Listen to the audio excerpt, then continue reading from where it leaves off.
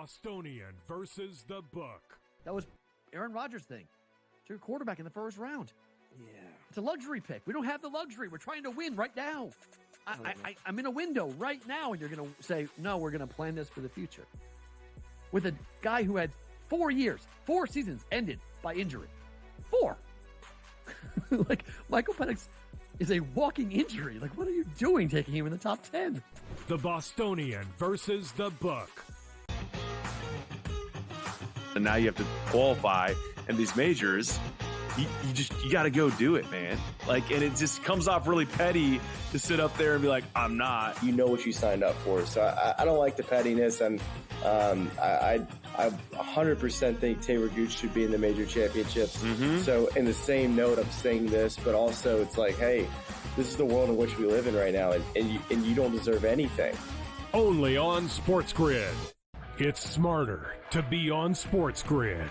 Your 24/7 sports wagering network. The early line. Magical and historic season in Lincoln, Nebraska continues. He is the best player in the NBA, but also in the biggest moments where the national media is watching. Newswire. Something that we have never seen happen before with one of the iconic coaches in the game. Pharrell Coast to Coast. The team covers. It's automatic. It's every time. Not sometimes. It's every time. Game Time Decisions. Luka is actually far more dangerous from 3 on the road this year than at home. This game here tonight, you may want to consider taking as many points as humanly possible. In-game live. Prime time. We got not 1, but 2 coaches fired systems in place. Sports Rage This Late sort of Night. has letdown written all over it. It's going to be hard to match the emotion that they played with the other night. It's smarter to be on sport.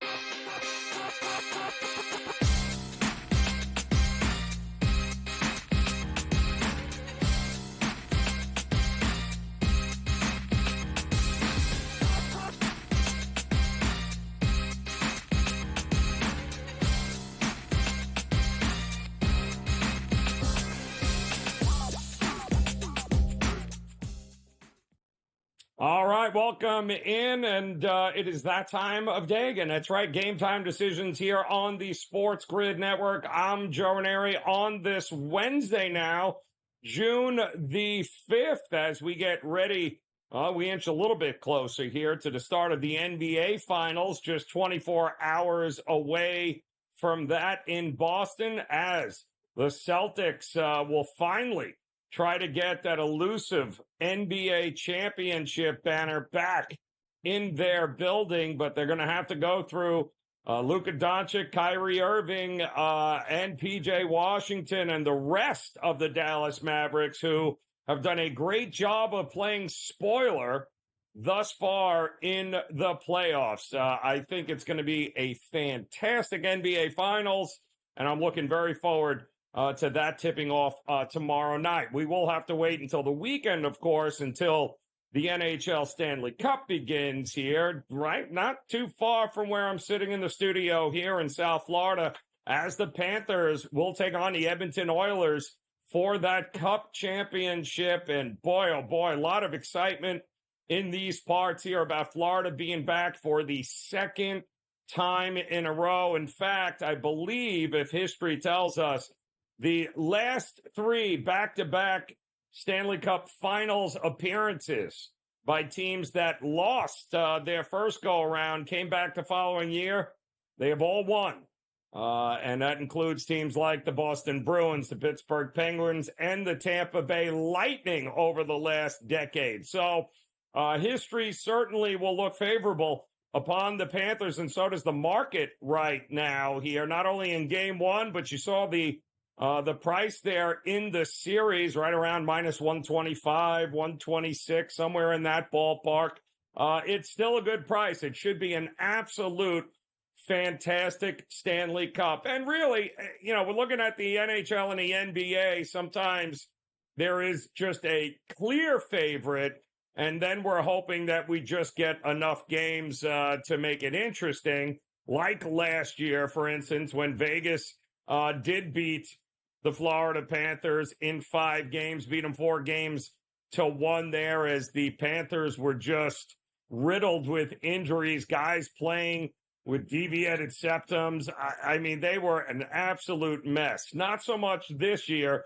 And, of course, the Miami Heat, who were also very hobbled and were going toe-to-toe with the Denver Nuggets. They only lasted 5 games.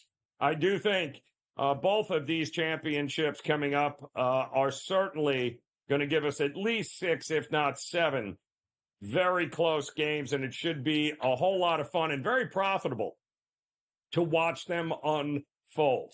We do have much more on both of those games coming up here over the next hour and 55 minutes or so. Also, we've got the Memorial coming up here in the PGA Tour, Jack's Place in Ohio. This is always one of the favorite stops among the PGA Tour professionals. Not an easy course. Also, it is the week before the U.S. Open, which is also going to make it very interesting. A lot at stake here in the Memorial heading into the U.S. Open. Our good friend Brady Cannon will be by next hour. We're going to dive into that tournament and a look ahead to any possible future bets we can make with the U.S. Open. And I wouldn't just run to the window and back Scotty Scheffler just yet, although that seems to be the easiest and probably most prudent thing to do.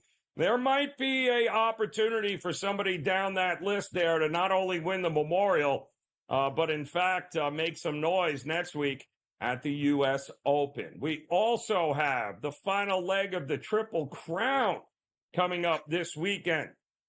The Belmont Stakes, only it's not at Belmont, it's at Saratoga, but it's still called the Belmont Stakes. Don't confuse that. This is not a 1.5 mile marathon. This is 1.25 miles because Saratoga doesn't have the property to be able to run a track around 1.5 miles. But that's okay. It's not the first time this has happened.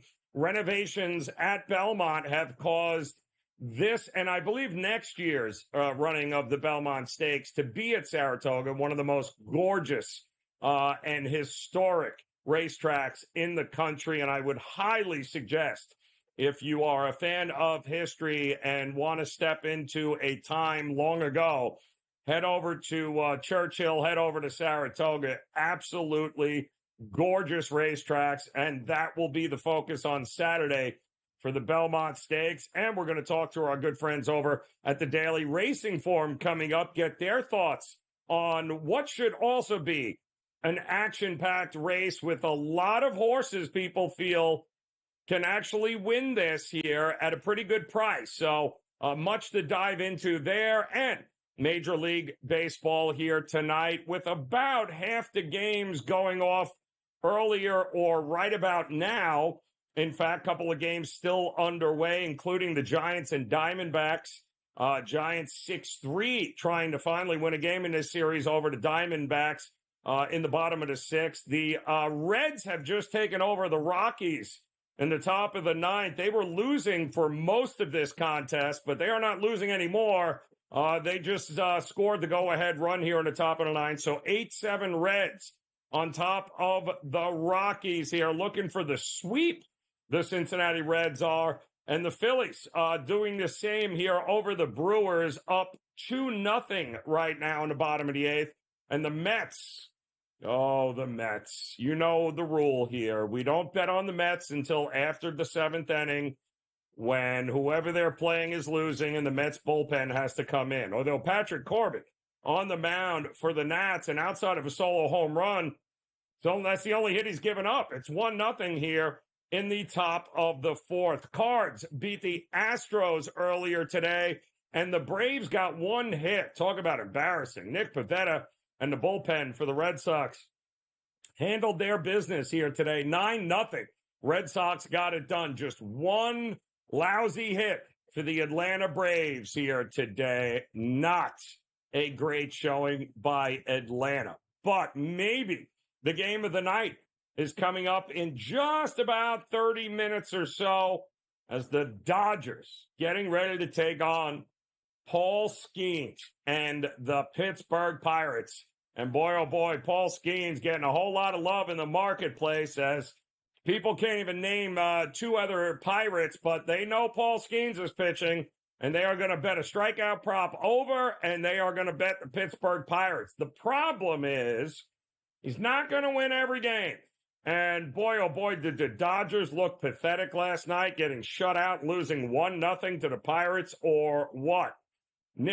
Paxton is going for the Dodgers. Oh, yeah, by the way, he hasn't lost a game. He is 5-0 on the season, but this is a game in which many people feel the wheels are going to fall off of Mr. James Paxton, and maybe tonight on the road against the rookie phenom Paul Skeens, maybe this is the night it happens. But I would tread very carefully here. PNC Park is going to be rocking here tonight as the Pirates and their phenom rookie look to take down the Dodgers again tonight. Also, in a battle of Florida, which nobody wants to win, you've got the Rays and the Marlins kicking off a little bit later this hour as well. We'll have much more on the late games here tonight, including the Yankees and the Twins, Mariners, Athletics. How about the Padres, Angels?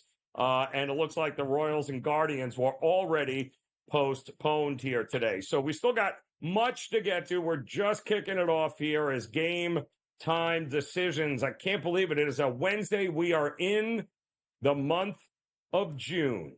My goodness, less than 90 days before football is back and ready to go and the season kick off.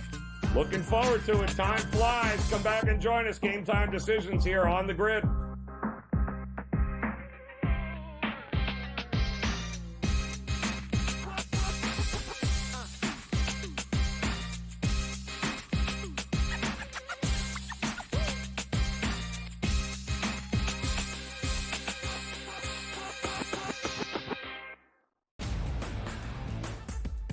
Get a full and true assessment on how your ball club looks for the entirety of an MLB campaign. So, how did you look at this Memorial Day weekend around the bids? There's at least a half a dozen teams right now that you know that are completely out of it and are going to be sellers at the trade deadline, and I think you could probably look at it the other way too, and then everybody else is sort of in between, and that's the hard part to figure out between now and the trade deadline. The Early Line, only on SportsGrid. SportsGrid, your 24/7 sports wagering network. Fantasy sports today. Be a guy that's really useful in your fantasy rotation? I think the answer is yes. Game Time Decisions. And guess what? I'm going to lose the bet because he's injured again. Betting above the rim. He's got a broke J. That's all there is to it. He's got no confidence in that jump shot. My thing you've always heard me say on the network is you're either winning or you're rebuilding. In-game live, all access. Wondering when that was going to happen, and the answer is it just did. Sometimes you think the bigger guy will have the advantage. Well, if the little guy can move, Joe, it's hard to hit the little guy sometimes when you're a big boy, right? In-game live, prime time. 3-1, I'm going to take a little flyer on Justin Rose. In-game live, overtime. As you sit here and listen, watch right now, you may want to consider placing that bet. It's smarter to be on SportsGrid. It's 2-0. He's crying behind our bench. And now it's 2-2. He's got a little bit more pep in his step right now. He's sort of into it. You guys will catch him next time they do a bet shop. See if they can get through this power play, though. And, they got a 2-on-1 here. Potentially 3-on-1. So you got to finish this off. They do. They do. I say you got to finish that off. Sports Rage Late Night, only on SportsGrid.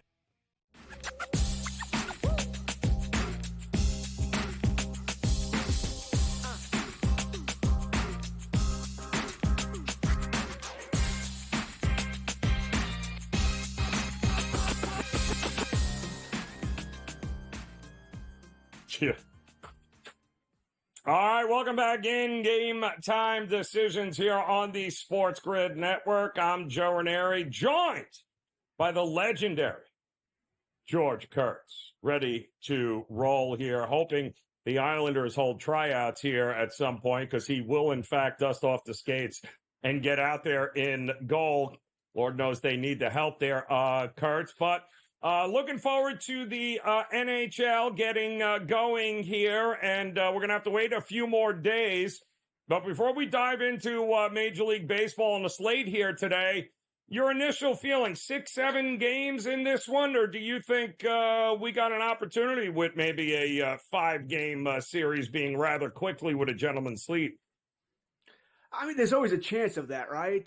One team's just hotter than the other, or things aren't working out for one team. But I think this is going to be a longer series here, and I don't have a great feel for it, or I truly don't here. I am on Florida. They were my team to make it to the Stanley Cup. I had them versus the Dallas Stars here, so Dallas didn't get there. Florida is a hockey team, right? We know they're going to bang you. They can play pretty much any which way you want. Do they have the skill of the Oilers? No. All right, they don't have McDavid and Draisaitl, players like that. So they need to play more of a hockey game. I truly don't trust either goaltender. I know Skinner was great. He stole Game 6 for the Edmonton Oilers. Bobrovsky's been really, really good, really all season long. Maybe just how he's played in the past still affects me now. So I'm going to play the over in Game 1 as well here. I'm going to go Florida in 7 here. But 6 I think is a smarter money play here. And by the way, you take either team to win in 6. Whoever you think is going to win, take them in 6 or 7. You win money either way, or 6 and 7. Yeah, you win money either way. That's probably how I'm going to go about this. I'm going to take Florida to win in game, either in 6 games or 7 games. As long as they win, I don't think they'll win in 4 or 5. I should be golden. Yeah, I think if it's a shorter series, it definitely favors Florida. I think once you start getting into that 6 or 7, the problem is you get to a 7th game. Good luck. It's anybody's game at that point. So I think the favorite, and it was funny, George, I read earlier today that those teams that make it back a second year in a row to the finals that didn't win the year prior, they much better luck the second go around. Tampa has won a championship like that. Pittsburgh did. I believe Boston also over the last decade. So, and it makes sense, right? I guess that experience of losing, having a good enough team to get back the following year, you don't kind of make those same mistakes you made the year prior. Agreed, right? Experience does play a factor here. Listen, the week off also plays a factor. I don't know who's going to show up on Saturday. I don't like what the NHL's done.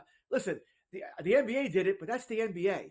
The NHL, you're not the NBA. You're certainly not the NFL.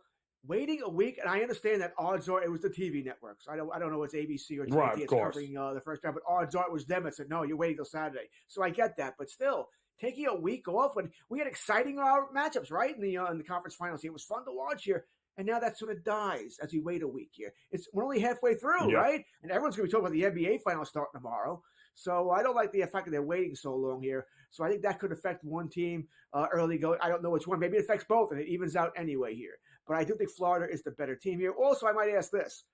I mean, Edmonton has done a fantastic job of really changing the type of team they are. Right? They've gone from an offensive first, let's bet all the overs, to a defensive first team. We're playing defense. We're blocking shots. Skinner's playing well.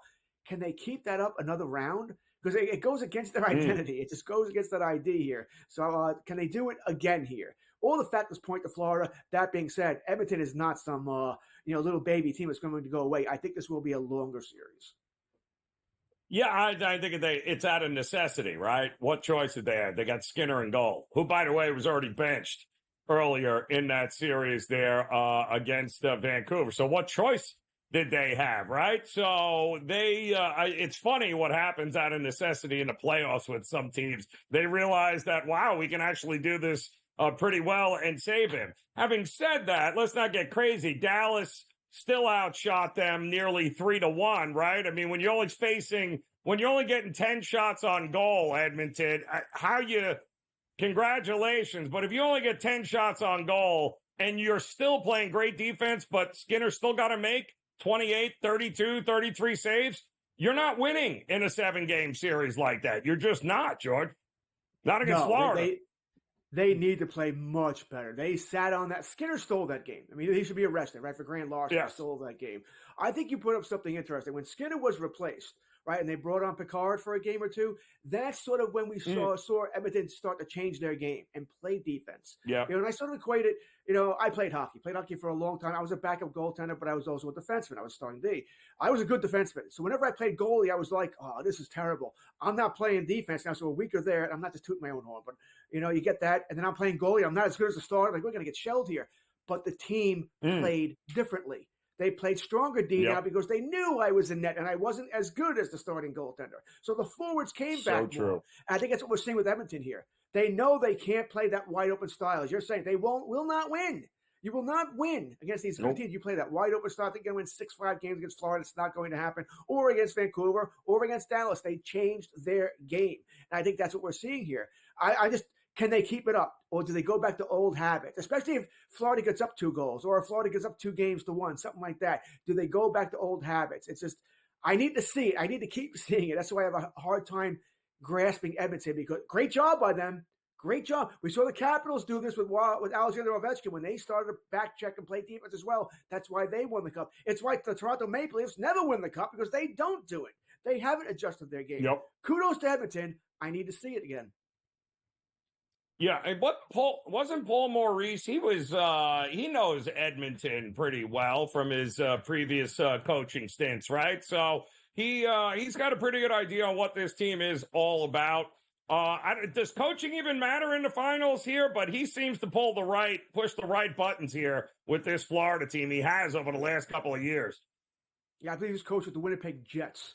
So he certainly knows the Edmonton Oilers very well here. And Paul Maurice is fantastic in the conference interviews. Man, he's just great. He's a lot of fun. And I enjoy that. And when you get a coach who's willing to say some stuff out there, I think that's fun. I don't want to hear about, we tried our hardest. It didn't work out for us. I don't want to hear that. You want to hear a guy with some personality. He's got some personality. I think coaching does matter, but give it to Knobloch. He's been great too for a guy who hasn't even had a training camp with his team yet. Fantastic job by him coming in. That's correct. Yep, maybe the right fire of the year there. We'll talk some Major League Baseball when we get back. Game Time Decisions.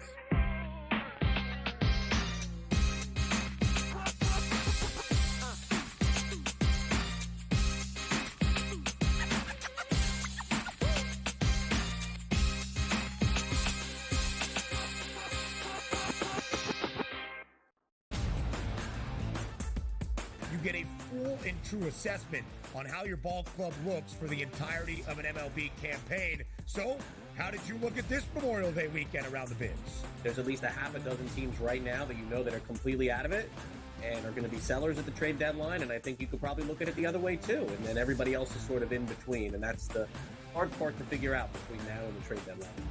The Early Line, only on SportsGrid. SportsGrid, your 24/7 sports wagering network. Fantasy sports today. Be a guy that's really useful in your fantasy rotation? I think the answer is yes. Game Time Decisions. And guess what? I'm going to lose the bet because he's injured again. Betting above the rim. He's got a broke J. That's all there is to it. He's got no confidence in that jump shot. My thing you've always heard me say on the network is you're either winning or you're rebuilding. In-game live all access. Wondering when that was going to happen, and the answer is it just did. Sometimes you think the bigger guy will have the advantage.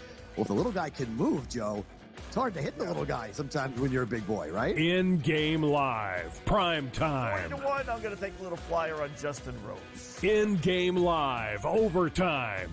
As you sit here and listen, watch right now, you may want to consider placing that bet. It's smarter to be on SportsGrid. It's 2-0. He's crying behind our bench. And now it's 2-2. He's got a little bit more pep in his step right now. He's sort of into it. You guys will catch him next time they do a bet shop. See if they can get through this power play, though. And, they got a 2-on-1 here. Potentially 3-on-1. So you got to finish this off. They do. They do. I say you got to finish that off.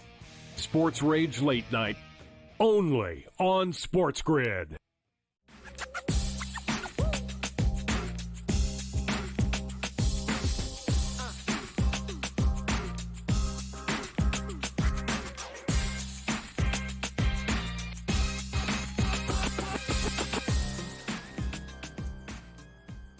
All right, welcome back in Game Time Decisions here on the Sports Grid Network. Joe Raineri alongside George Kurtz as we're getting ready for some Major League Baseball. About half the games today, George, already finished or about or underway.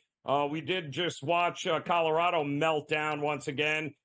Cincinnati looks like they're going to win that one again. Also, Philadelphia with a 2-0 shutout gets it done. Aaron Nola against the Brewers, but everyone's eyes are going to be on this Pittsburgh Dodgers game here with Paul Skeens and Paxton. I mean, who'd have thunk it? A couple of undefeated pitchers going at PNC Park. My goodness, I don't think there's been this kind of excitement there in a long, long time. But are we trusting Paul Skeens, a rookie, right now against the Dodgers after being shut out last night?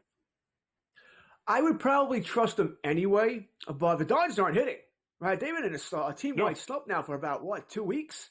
They're just not hitting. Whatever. It's a baseball season. We know it's 162 games, 6 months. Every team goes through this. All right, so I think that's what we're at now with the Dodgers. Maybe the Dodgers are looking forward to facing the Yankees in the Bronx over the weekend. Yeah, that could be it too, I suppose, here. But, I'm on I haven't pulled the trigger on Pittsburgh winning, but I'm on the under. What's the worst he's going to give up? A run? 2? Maybe they're going to try and beat up on the bullpen here. So give me the under in this game. It's my favorite play. I probably will pull the trigger as soon as the next commercial on Pittsburgh winning the game as well. I think they'll do enough damage against Paxton. They're not going up against Yamamoto, or Tyler Glasnow, although they beat Glasnow last night, but they always could have run off them. So definitely give me Pittsburgh the under, and I think I'll take Pittsburgh in the game as well. I mean, the Dodgers are plus money. My goodness, what a turnaround there, Dodgers. How's that $900 trillion you spent? Is that good to be a road dog against Pittsburgh? That is just disgusting on so many levels here. Yankees getting ready to take on the Twins. Paddock against Rodon. It's just Yankees, right? We just rinse and repeat. Like the Twins are not beating the Yankees.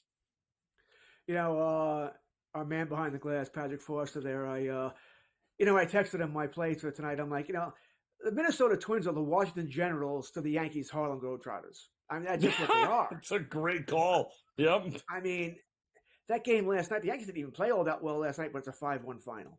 All right. Nope. Rodon's been great. All right. If Paddock, the Yankees should be able to beat him up. I think the only thing you're questioning this with, do you want to play it on the money line? Do you want to play it on the run line? Do you want to go both? Anytime home runs? I think either Soto or Judge, maybe both are going to hit home runs tonight. Stanton hit one last night, so I won't take him again. You really want to go crazy. Maybe Rizzo figures things out and finds the short porch there. But that's the way I'm going. Yeah, so Yankees, I think it's a pretty easy shot tonight. Yeah, what are we trusting the Blue Jays to win a game here coming up top of the hour? No, Baltimore seems to have figured them out as well. So how bad is this Blue Jays team? I mean, it's embarrassing at this point. Well, I guess two things here. The Orioles beat up the American League East. I mean, good for them. They do not lose to American League East teams. They're a good team anyway, but they're doing very well against the American League East, especially Toronto here. Barrios is going tonight. The pitching matchup says Toronto is, maybe a slight favorite, but I'm not taking Toronto. Cam brought up the other day, and this is what we've all talked about. Schneider's a dead man walking, right? The manager there. Yeah. Right? It's just a matter of when now. Is it, now, mid-season, end of the season, he's toast. And if they lose again tonight, what'd you lose? Game 1, 7-2 or something like that? Last night you lost 10-1, 10-2. They get blown out tonight again. I wonder if he survives tomorrow. They're just going to have to make a move. No choice here. They say they don't want to trade Bichette. They don't want to trade Guerrero. Great. Washington said they're not really going to trade Juan Soto, too, and he's still moved here. But something needs to be done there. I'm not saying Schneider's the problem, but what's the old saying? You can't fire 26 players. So I think that's going to be their move, where they're going to get rid of them. They've already tried that whole fire the manager, and the problems go deeper here. Eflin against Garrett here. Is it an under with Tampa and Miami? What are we looking at? I'm on Tampa, but I'm cautious here. I don't think Eflin's going to go long. Maybe 60, 75 pitches here, and this guy's come back from the IL. So you're talking, depending on how economical he is, 4 innings, 5, and then we get to the bullpen. Tampa's bullpen's not been as good as it has been in years past. I'm on Tampa. They should win the game here. I'm going to stay away from the under, though. Miami, actually, they got to a hot start in that game last night, then just called it quits after that. But give me the Rays. I think they do win the first 2 games of the series. Yeah, reality set in, and they realized they were the Marlins. And then they were like, this has got to stop here. I'm just saying it is what it is, the Battle of Florida here tonight with the Rays and Miami. All right, George, we appreciate it as always. Cash those tickets, my friend. Game Time Decisions. We'll be back after this.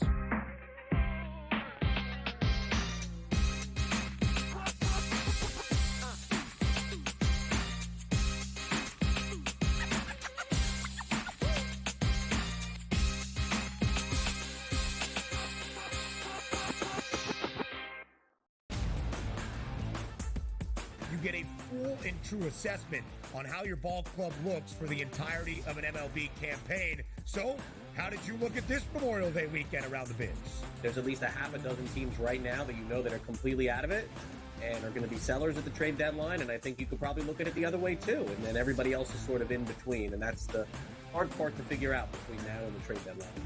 The Early Line, only on SportsGrid. SportsGrid, your 24/7 sports wagering network. Fantasy sports today. Be a guy that's really useful in your fantasy rotation? I think the answer is yes. Game time decisions. And guess what? I'm going to lose the bet because he's injured again. Betting above the rim. He's got a broke J. That's all there is to it. He's got no confidence in that jump shot. My thing you've always heard me say on the network is you're either winning or you're rebuilding. In-game live all access. Wondering when that was going to happen, and the answer is it just did. Sometimes you think the bigger guy will have the advantage. Well, if the little guy can move, Joe, it's hard to hit the little guy sometimes when you're a big boy, right? In-game live, prime time. 20-1, I'm going to take a little flyer on Justin Rose. In-game live, overtime. As you sit here and listen, watch right now, you may want to consider placing that bet. It's smarter to be on SportsGrid. It's 2-0. He's crying behind our bench. And now it's 2-2. He's got a little bit more pep in his step right now. He's sort of into it. You guys will catch him next time they do a bet shop. See if they can get through this power play, though. And, they got a 2-on-1 here. Potentially 3-on-1. So you got to finish this off. They do. They do. I think you got to finish that off. Sports Rage Late Night, only on SportsGrid.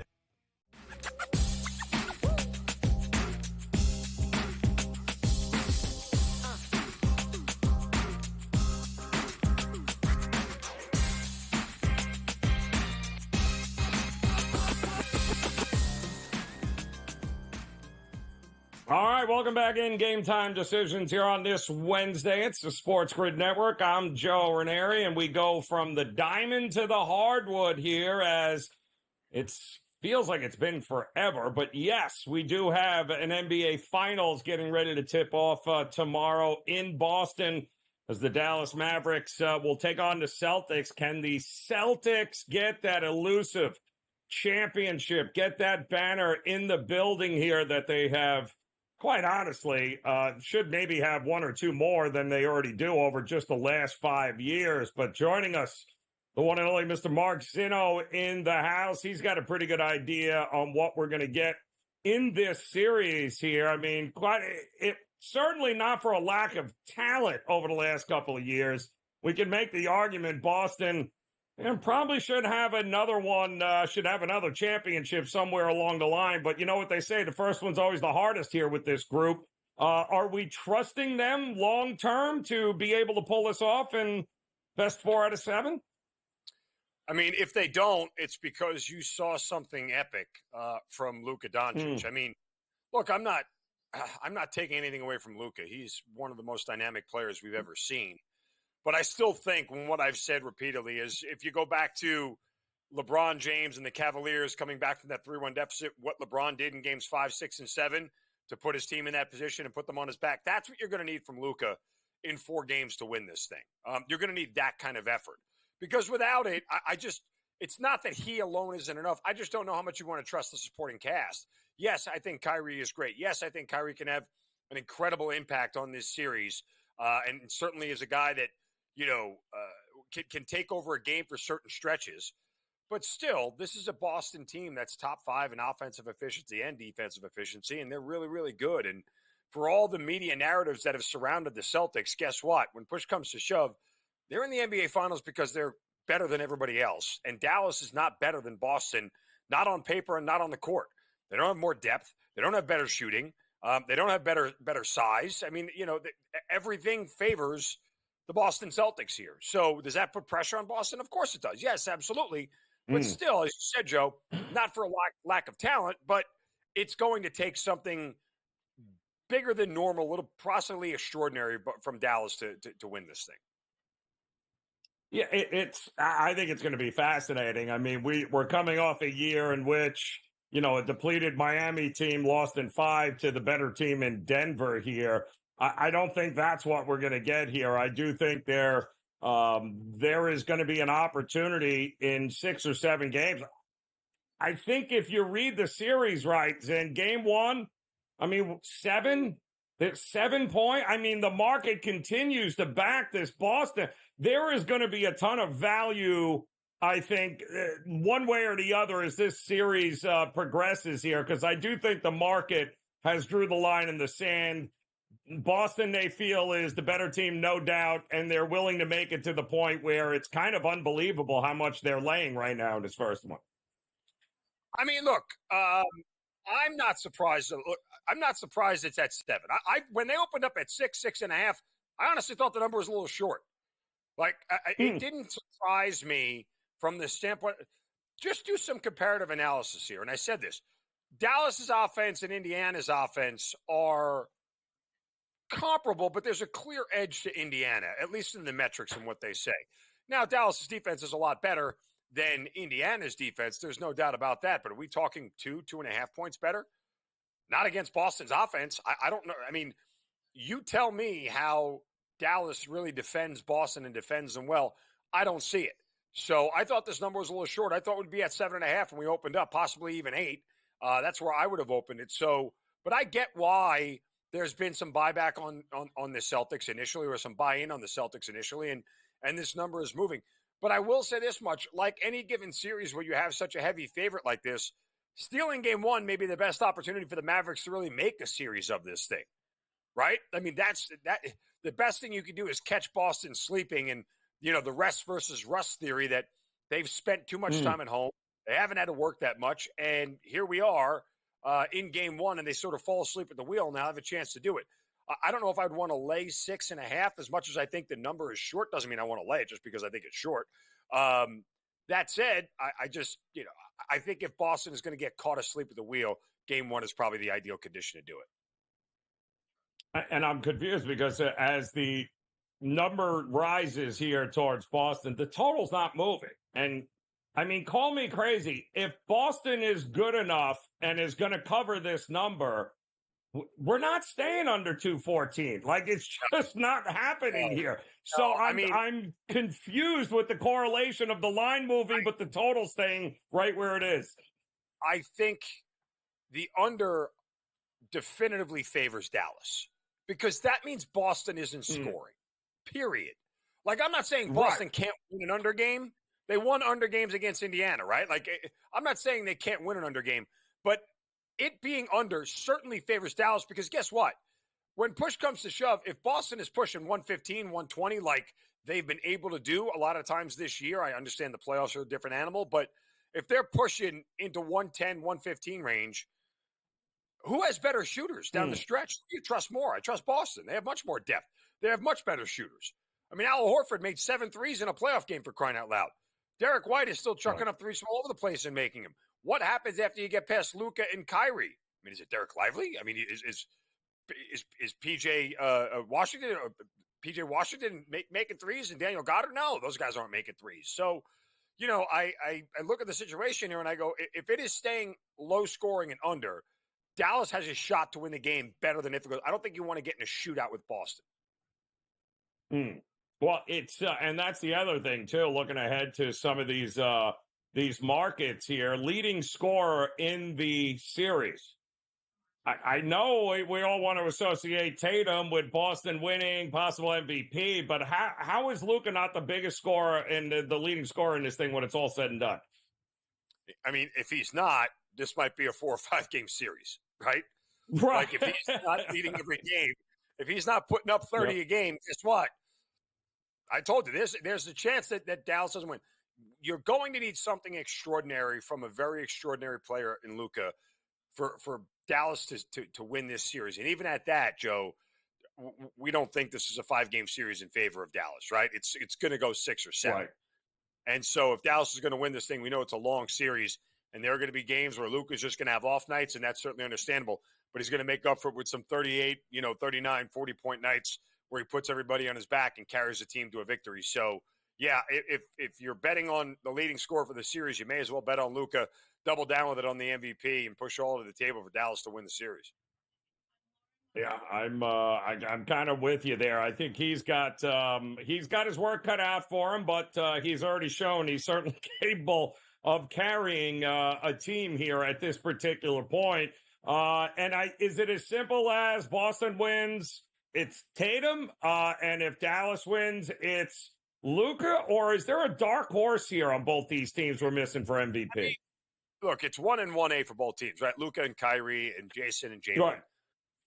I can't really justify taking a flyer on anybody else. Like, what's the world where Kristaps Porzingis is scoring 27 a game in this series and being better than both the other guys, and Boston is winning games, right? Like, there's not a stretch this year where Kristaps Porzingis was the leading scorer for 4 times in 7 games, and Boston won 4 times in 7 games. Like, that's just not a formula that they're going to have. It's not going to be Derek White. It's not. I mean, is there a world where Drew Holiday, or his defensive accolades and his offensive prowess, you could put all that together? Possibly. If you look at it, but that would be like one of those things where it's a sweep and Luka's completely shut down. Drew Holiday's on him like white on rice, and that's how the whole thing unfolds. But I don't see that happening. So, what is the over/under on how many games Porzingis plays before he gets hurt? 2 like quarters. Quarter first game. You're right. I should have made it quarters. I should never in a million years have said games. I should have said, what's the over/under on the quarters before Porzingis gets crushed?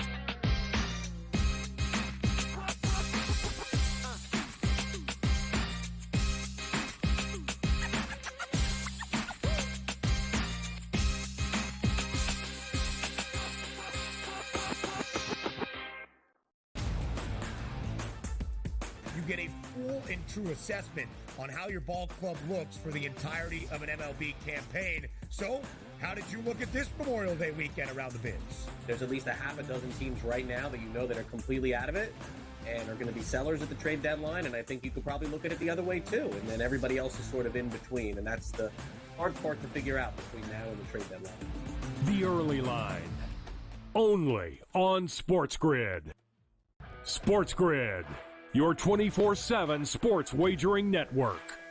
Fantasy sports today. To be a guy that's really useful in your fantasy rotation? I think the answer is yes. GameTime Decisions. And guess what? I'm going to lose the bet because he's injured again. Betting above the rim. He's got a broke J. That's all there is to it. He's got no confidence in that jump shot.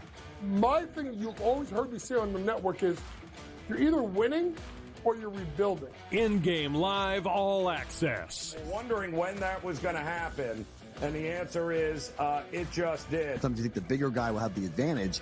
Well, if the little guy can move, Joe, it's hard to hit the little guy sometimes when you're a big boy, right? In-game live, prime time. 1-1, I'm going to take a little flyer on Justin Rose. In-game live, overtime. As you sit here and listen, watch right now, you may want to consider placing that bet. It's smarter to be on SportsGrid. It's 2-0. He's crying behind our bench. And now it's 2-2. He's got a little bit more pep in his step right now. He's sort of into it. You guys will catch him next time they do a bet shop. See if they can get through this power play, though. And, they got a 2-on-1 here. Potentially 3-on-1. So you got to finish this off. They do. I think you got to finish that off. Sports Rage Late Night, only on SportsGrid.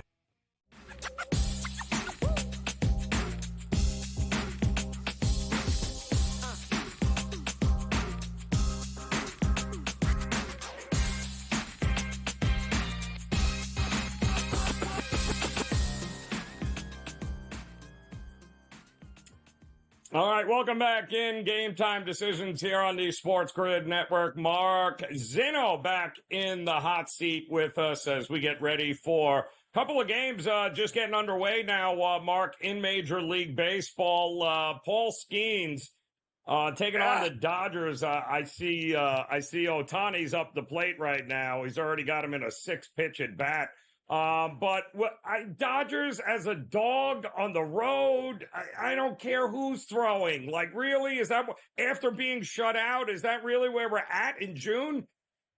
No, I mean, this is a ridiculous number. The Dodgers should not be an underdog here at all. Like, I mean, I get the Paul Skeens love, but like the guy's made 4 starts, and there's not an objective reason other than the public will run to bet this guy, and odds makers are just adjusting accordingly.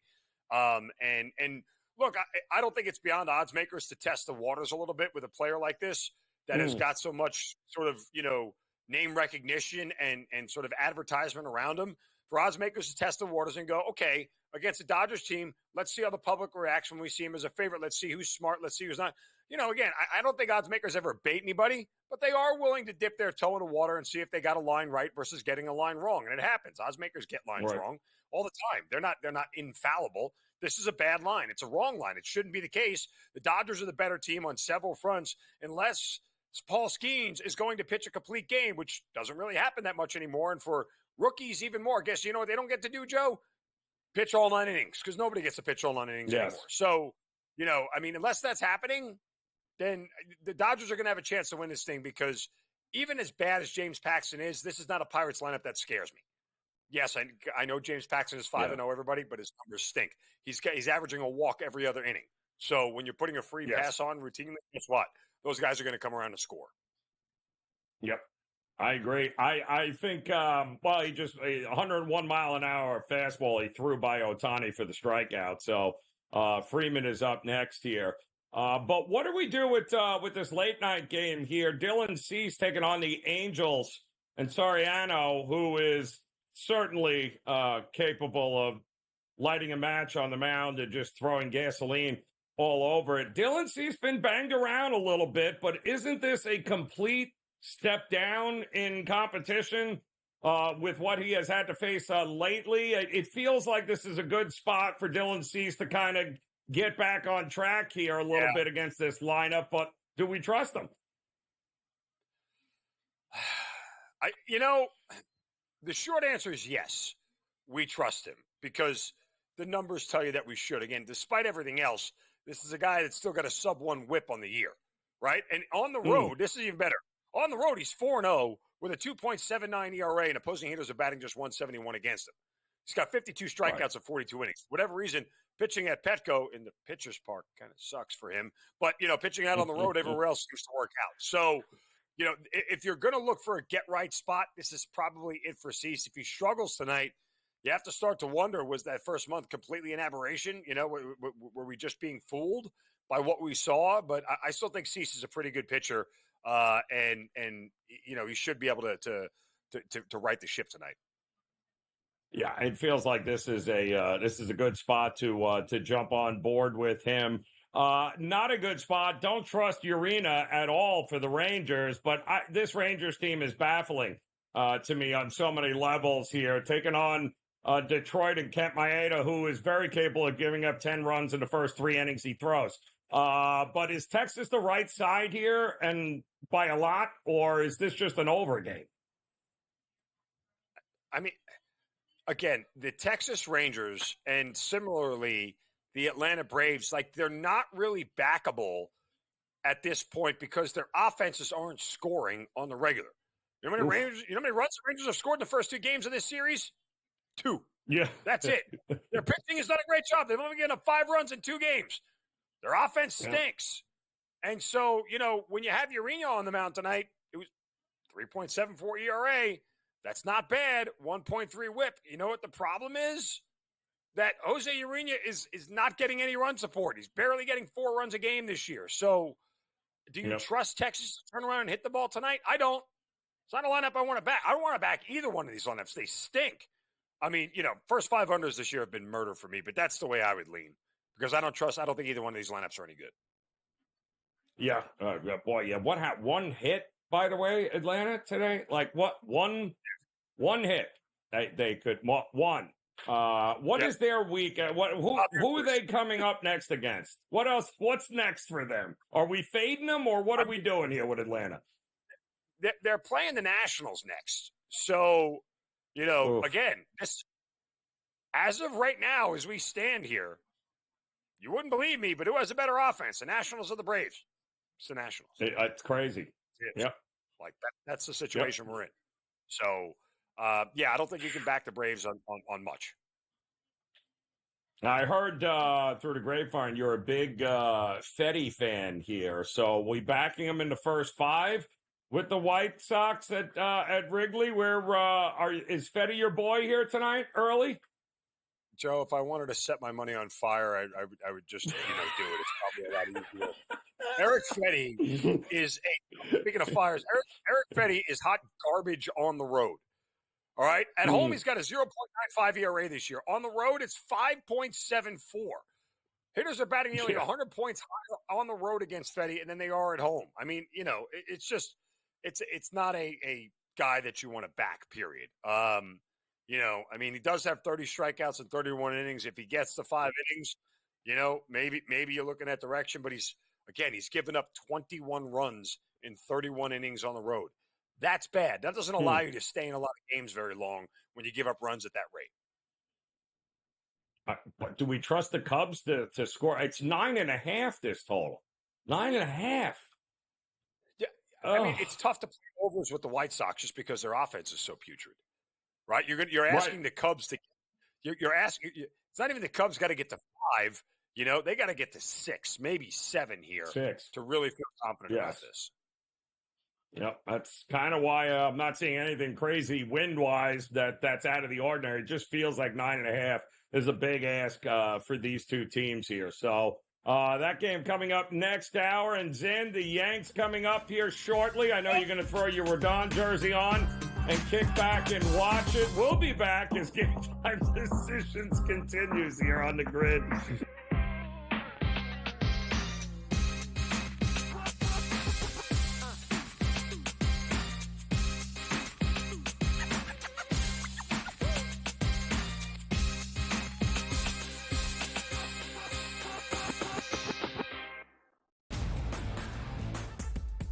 Get a full and true assessment on how your ball club looks for the entirety of an MLB campaign. So, how did you look at this Memorial Day weekend around the bins? There's at least a half a dozen teams right now that that are completely out of it and are going to be sellers at the trade deadline, and I think you could probably look at it the other way too, and then everybody else is sort of in between, and that's the hard part to figure out between now and the trade deadline.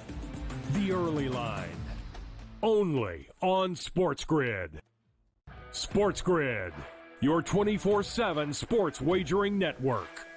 Fantasy sports today. Be a guy that's really useful in your fantasy rotation? I think the answer is yes. Game Time Decisions. And guess what?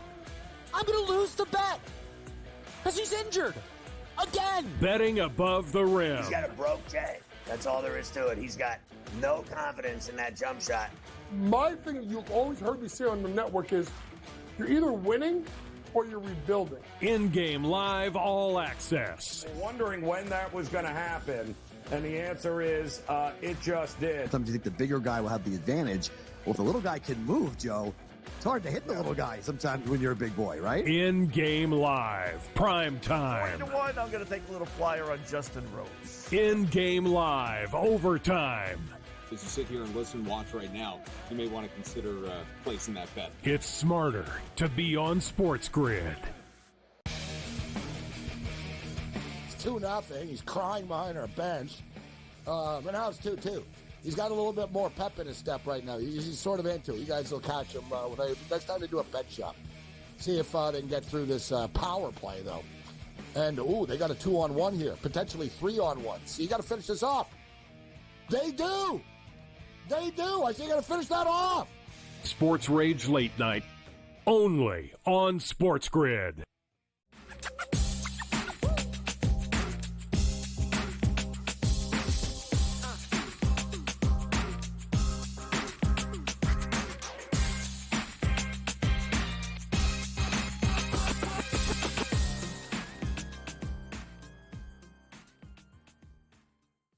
All right, welcome back in Game Time Decisions here on the SportsGrid Network. Off and running Major League Baseball here tonight. Plenty of good games still on tap here, and we've got ourselves a little same game parlay coming up in one of them, and our good friend Davis Maddock has put it together for us. So, Davis, What's the play here tonight for an SGP?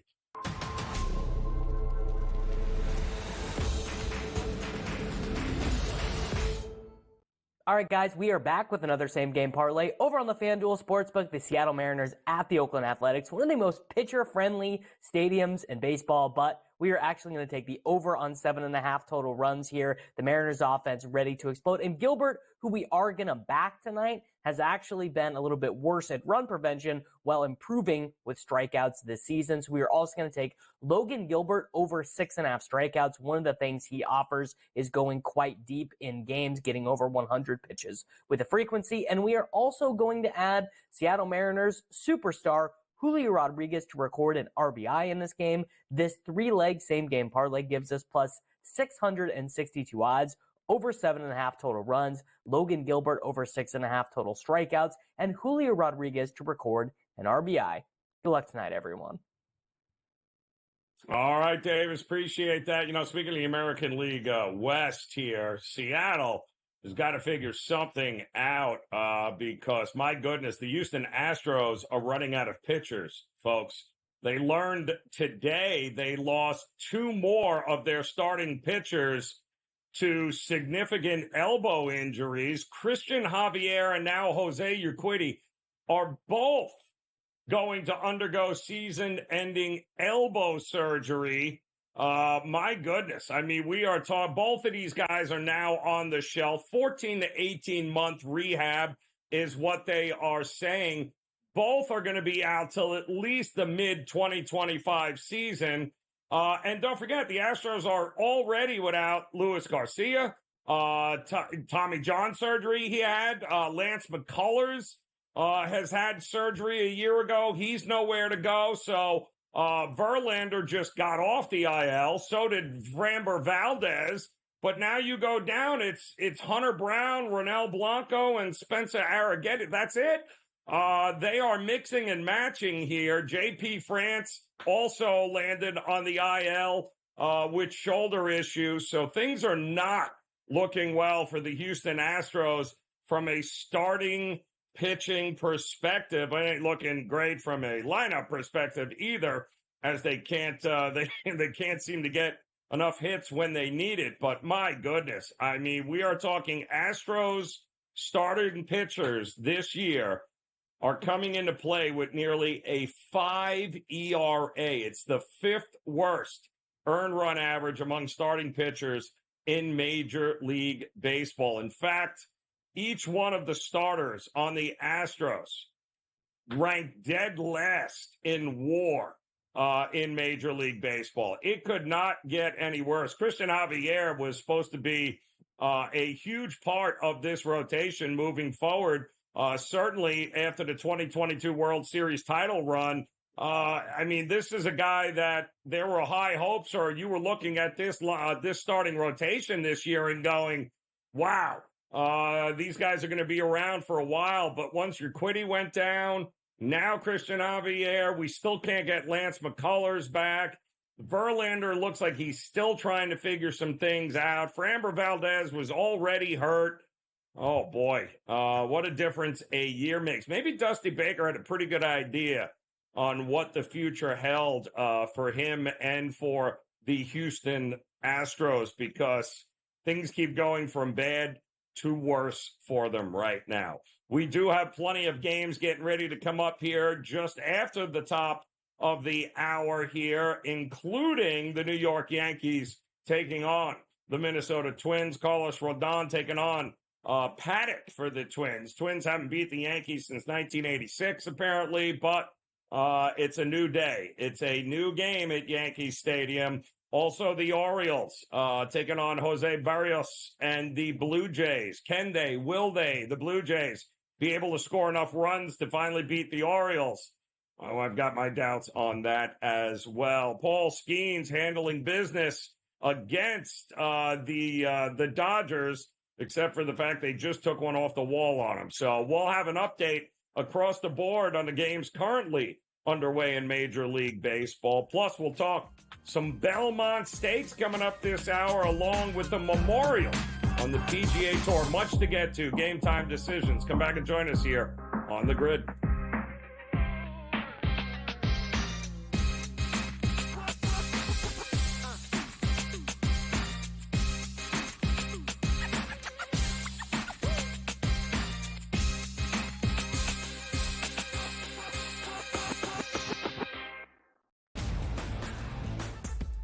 you get a full and true assessment on how your ball club looks for the entirety of an MLB campaign. So, how did you look at this Memorial Day weekend around the bins? There's at least a half a dozen teams right now that you know that are completely out of it and are going to be sellers at the trade deadline, and I think you could probably look at it the other way too, and then everybody else is sort of in between, and that's the hard part to figure out between now and the trade deadline.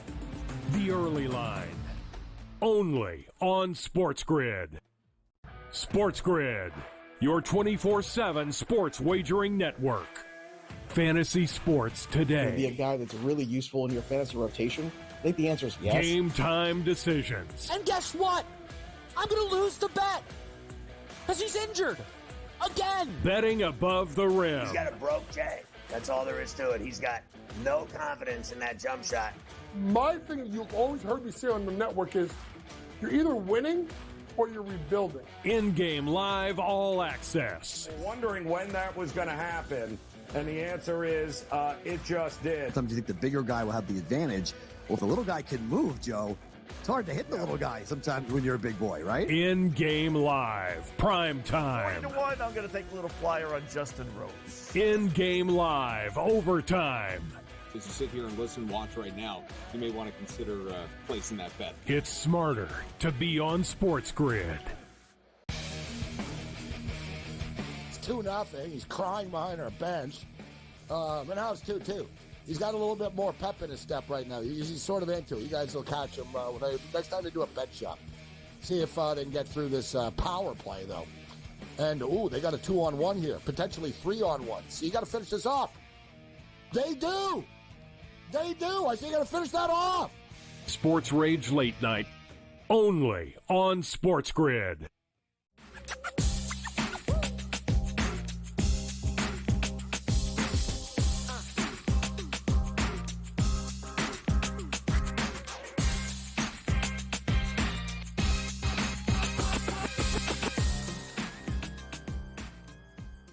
All right, welcome back in, off and running another hour here. Game Time Decisions on the Sports Grid Network. I'm Joe Raineri. It's the first Wednesday of June here now, and we are off and running with some Major League Baseball tonight. We've already had a couple of games finish up. I am debating whether or not a 9-run lead is enough for the Mets bullpen. They are up 9-0 right now. Severino throwing a 4-hitter into the bottom of the 7th. That is how bad this bullpen is. They will not allow Severino to come out of this game here with a 9-run cushion. Plus, that bullpen can use a breather. But 9-0 Mets over the Nats right now. We're getting ready first pitch for the Yankees, Twins, as well as the Orioles and Blue Jays. And let's not forget, too, one hit for the Dodgers so far against rookie phenom Paul Skeens.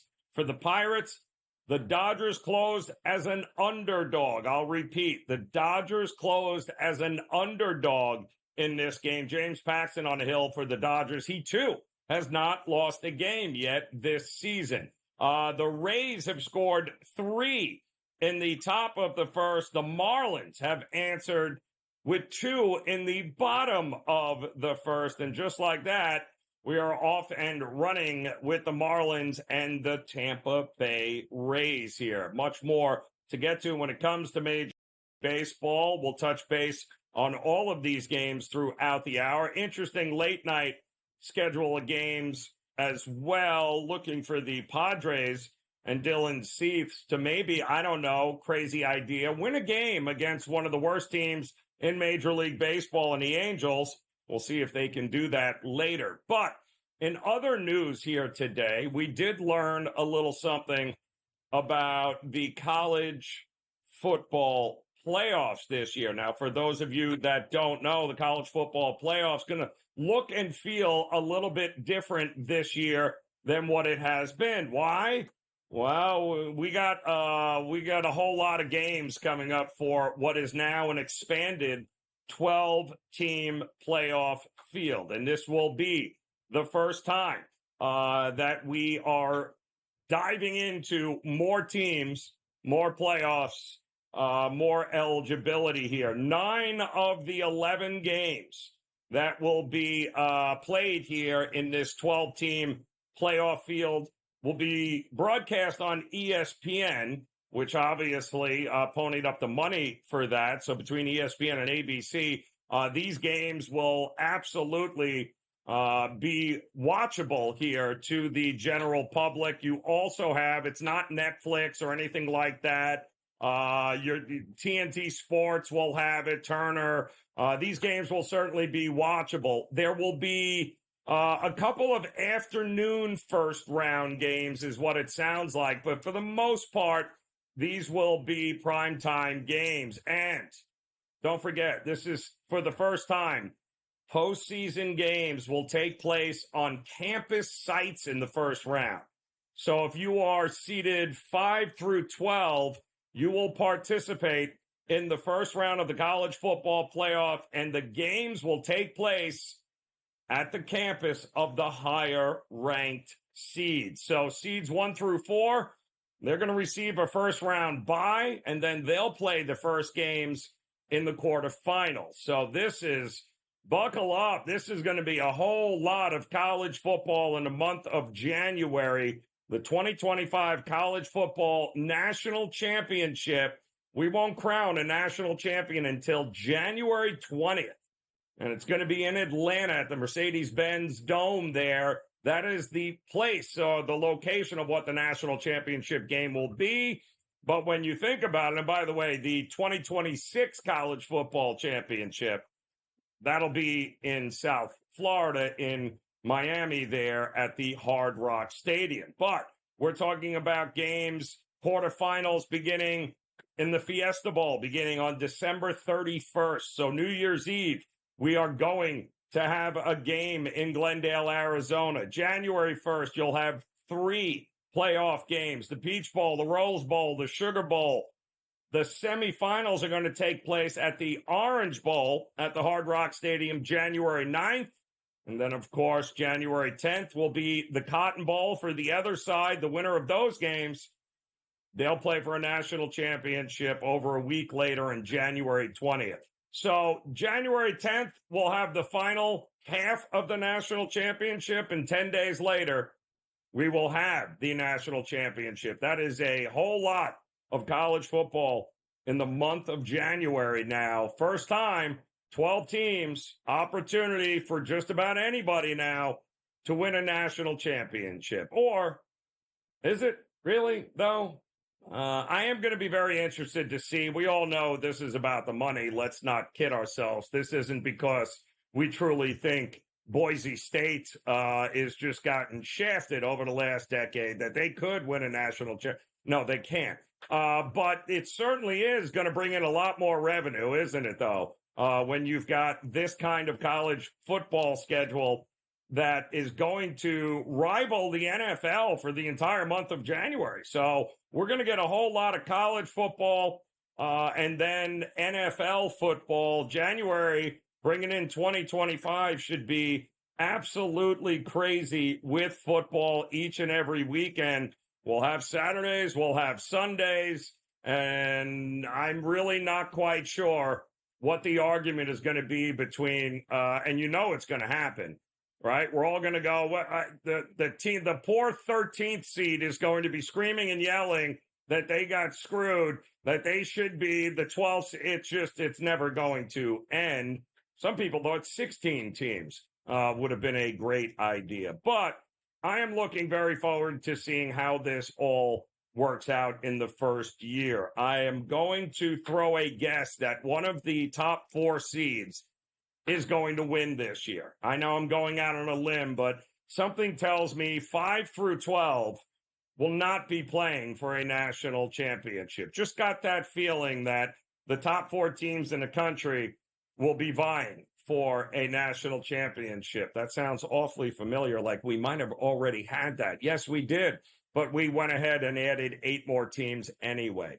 So get ready for college football right through the end of January there in 2025. Can't believe it. Less than, 85 days now, somewhere in that ballpark, in which college football will be here. The NFL will be here. It's going to be it'll be here before we know it. I'm still trying to figure out how in the world that this is already June 5th. once we get past the next couple of weeks, the NBA Finals begin tomorrow. The NHL Stanley Cup Finals begin on Saturday. Give it another 2 weeks, and then by the middle of the month, it'll be a whole lot of baseball and then a whole lot of getting ready to get updated on all the college football teams, the new coaches, the recruits that got in there, the transfer portal. There is a lot of work to be done when it comes to college football this year. We just went over that schedule. Top 12 teams in the playoff means there's going to be opportunities betting and cashing a few tickets. Looking very, very forward to it, but there's a lot of work to do between now and then, including tomorrow night. Get ready, game one of the NBA Finals. Boston taking on Dallas. Can they? Will they? The next 10 days are going to be epic between the NBA and the NHL as the finals. Who's going to be that Stanley Cup winner? Does Florida get it done at second go after losing last year? Does Edmonton finally bring a Stanley Cup back to Canada, which is what they have been screaming for decades now? It feels like they want a champion. They want a Canadian champion in a Stanley Cup. Will they get it? Won't they get it? We'll have much more on that to talk about coming up. Joe Madden will stop by. We're going to talk some PGA as well. The Memorial Tournament this week. Boy, that's Jack's place. That's going to be an awful lot of fun. Come back and join us. Game Time Decisions continues on the...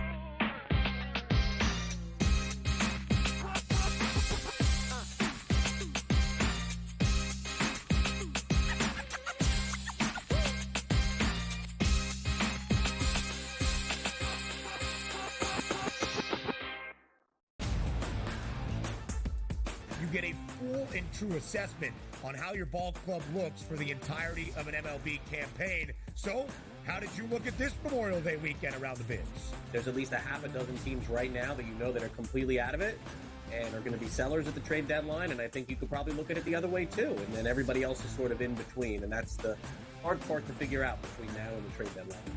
The early line, only on SportsGrid. SportsGrid, your 24/7 sports wagering network. Fantasy sports today. Be a guy that's really useful in your fantasy rotation? I think the answer is yes. Game Time Decisions. And guess what?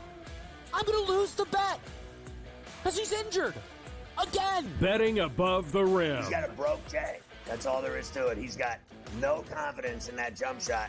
My thing you've always heard me say on the network is you're either winning or you're rebuilding. In-game live, all access. Wondering when that was going to happen, and the answer is it just did. Sometimes you think the bigger guy will have the advantage. Well, if the little guy can move, Joe, it's hard to hit the little guy sometimes when you're a big boy, right? In-game live, prime time. 1-1, I'm going to take a little flyer on Justin Rose. In-game live, overtime. As you sit here and listen, watch right now, you may want to consider placing that bet. It's smarter to be on SportsGrid. It's 2-0. He's crying behind our bench. But now it's 2-2. He's got a little bit more pep in his step right now. He's sort of into it. You guys will catch him next time they do a bet shop. See if they can get through this power play, though. And, they got a 2-on-1 here. Potentially 3-on-1. So you got to finish this off. They do. They do. I think you got to finish that off. Sports Rage Late Night, only on SportsGrid.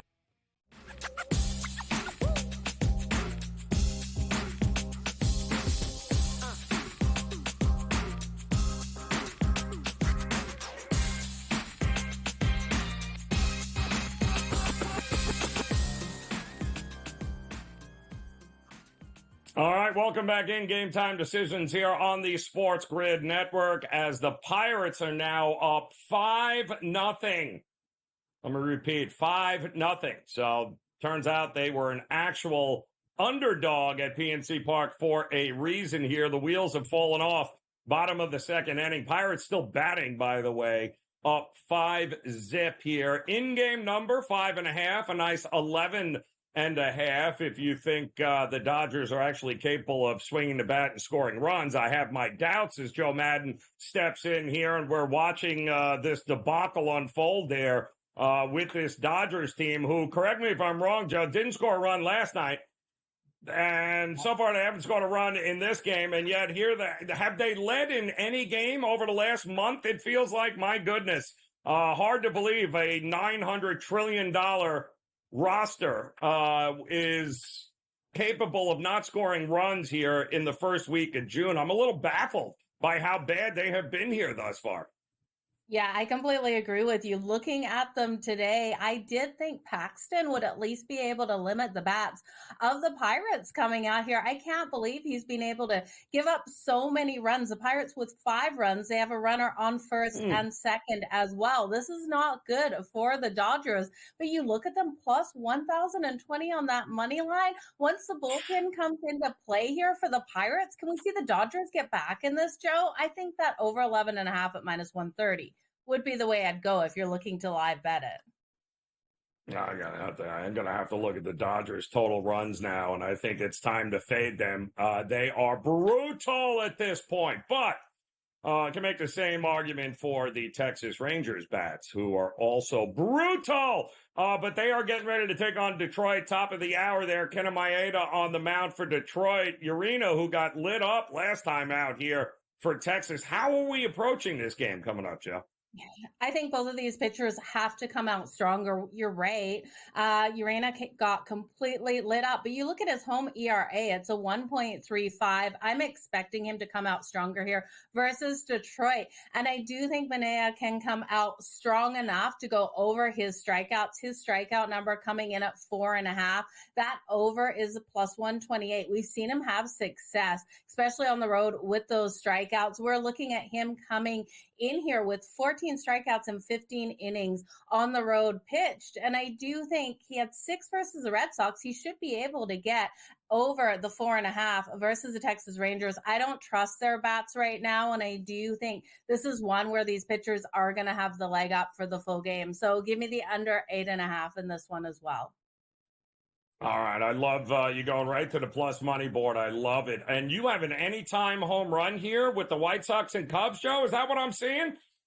Yeah, absolutely. I am looking here for Luis Robert Jr. to come out nice and strong. We know when he came back into this season, he was able to get that big home run, and that's exactly who it was on. It was on the Chicago Cubs here, and I'm expecting him to be able to come out nice and strong in this one. Now, you're getting him for that home run at plus 340. You can take him for the RBI if you want. I do think that cashes easily, too. That's coming in at plus 124, and I think the Chicago White Sox, Joe, don't laugh, have a chance of winning this one here versus the Chicago Cubs. They were so close to being able to get it done in that last game, and I know this team is on such a losing streak right now. This losing streak has to be broken, and until it's broken, we're getting that value right now. We're not going to get the value in the next game. I do think tonight is the one that's being broken here, and at plus 168, I'm jumping all over the White Sox here. I do think they can get it done. I love this. All right, Dylan Cease trying to break the losing streak here. The Padres, they have been terrible. He hasn't been that great, but he's been pretty good on the road, and this is a lineup he should dominate, shouldn't he, Joe? He should absolutely dominate here over the Angels. This Angels team is one that I can't trust not to strike out here. I'm looking at Dylan Cease now. His strikeout ability is so phenomenally strong. I do think you have to alt his strikeouts, though, today, because if you take it over the 6.5, you're laying so much juice. The books want almost 170 juice on the over 6.5. But if you take this up to 8+ strikeouts, that's coming in at plus 124. And this Angels team, I just don't trust them. I think he's going to get right around that 9-10 strikeout mark. I will take the 8+ strikeouts here at plus 124 and not get greedy. I do think, though, this is one where you got to look here at this one just to stay under that total of 8.5. I expect the Padres not to have many runs either. And I do think, though, Manny Machado comes out nice and strong. You can look at him for the RBI in this. That's coming in at plus 125. In the past 2 games here versus the Angels, he's been able to get that RBI on the board. And in 4 of his last 5 games, he's had an RBI as well. His bat is hot right now, and I expect it to stay hot tonight. All right, liking that. And finally, a little late night action there with the Athletics and the Mariners here. Is this going to be a high-scoring affair? I doubt it. I really doubt it as well. Logan Gilbert coming out here for the Seattle Mariners. I expect him to be strong. The Seattle Mariners are some of the least disciplined bats out there, though. They strike out a whole bunch. I'm looking at Joey Estes to come out here and be able to go over a strikeout number. Now, it is low at 4.5 at -128 to the over. If you want to alt it up, I'm going to take it 6+ strikeouts. Joe, you know I love looking at that plus money. That's coming in at +178, and I do think he has the ability here with how the Seattle Mariners just get reckless and start swinging at everything, trying to get those runs on the board, and I do think he can have a strong day. Now, I would also look at this one to stay under that total. Like you said, these two pitchers should be nice and strong. I'm not expecting the runs to come easily in this one. So the under for the first 5 as well as the under for the full game. Oh, I love that there. All right, I don't want to be accused of being a homer, so just let me ask you real quick before we get you out of here, Joe. It's going to be Panthers and a gentleman's sweep. I mean, I'm just going to say it. They're going to let them get one, and it'll be over in 5 here. How many games does it go here, Joe? I think it's going to be a little harder, Joe. I am with you on the Florida Panthers. I think this one goes 6. This is going to come down to that goaltending and that defense. It's going to be a great series. 5, 6, 7. Bet them now. Feels like we can cash those tickets. Joe Madden, best of luck. We'll be back. Game Time Decisions.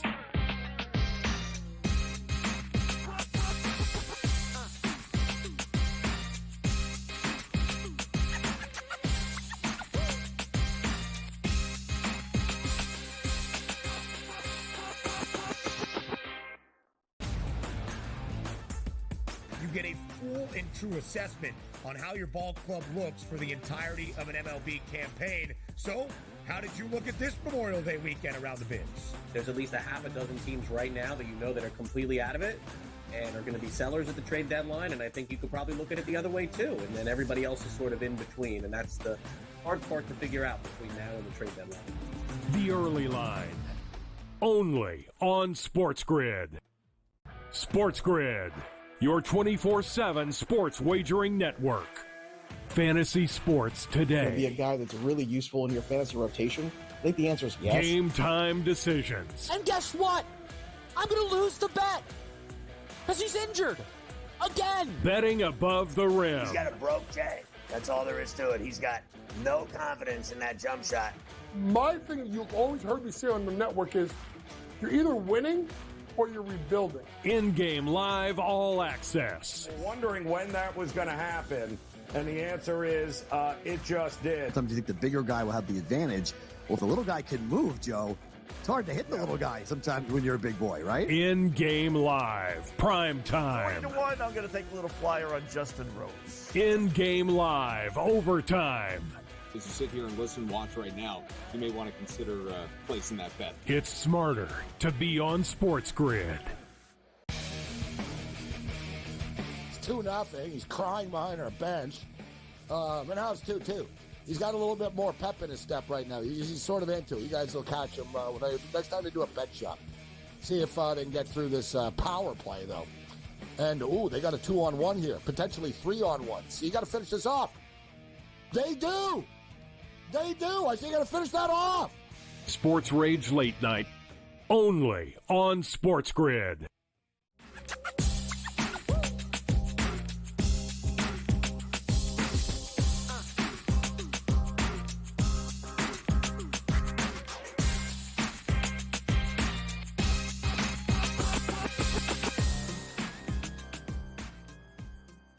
All right, welcome back in Game Time Decisions here on the SportsGrid Network. In addition to the NBA Finals, NHL Stanley Cup, let's not forget the legendary Belmont Stakes this weekend here. And Craig Milkowski stepping in for us on a daily racing form, and we always appreciate his time coming by, because the first thing I guess we should let folks know, Craig, is that yes, it's called the Belmont Stakes, but it's at Saratoga. Don't ask. It's just at Saratoga. But yes, in name, it's the Belmont. But I guess we should let folks know The big difference is we're not a mile and a half here, right, at Saratoga, so it's a different race to handicap that way.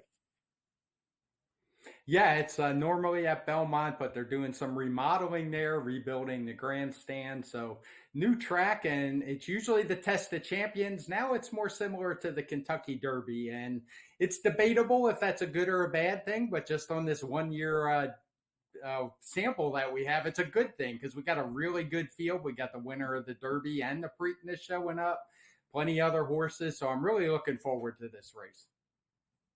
Yeah, it's a fascinating field here of these 10 horses. Let's start with the favorite here, Sierra Leone. Listen, folks have been talking about Sierra Leone since before the Kentucky. Oh, wait till the Belmont. All right, well, here we are at the Belmont. I mean, this horse has only lost 2 races, both of them by a nose.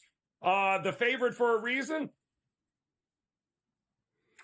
Yeah, he's the most consistent horse in the field. He always shows up, but I think there are some negatives with him as well. He's still a little bit of a goofy horse. These are just 3-year-olds, and he doesn't always run straight. He really likes to head towards the rail once they get into the stretch, and that's got him in trouble in the past in both of his losses. And there was a real argument he could have been disqualified from second in the Kentucky Derby, and I know the trainer Chad Brown is trying a few things with him, changing the bit, but whenever you want to take a short price, you don't really want to have those kind of concerns.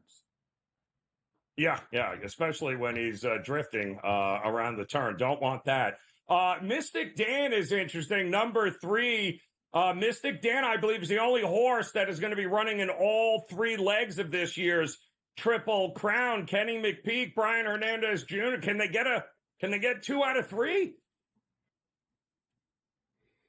Well, Ken McPeek is a guy who likes to run his horses. There's no doubt about that. So if anybody's going to run in all 3 legs, it would be one of his. I'm a little dubious of his chances in this one because the trainer did express some concern even before the Preakness.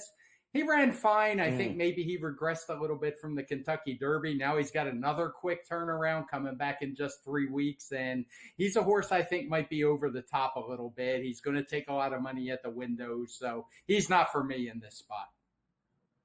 Yeah, it's interesting. We've got not one, well, it shouldn't be a shocker, but not 1, not 2, but 3 Todd Pletcher horses in this race here, Craig. The one guy that every other trainer hates at the Belmont.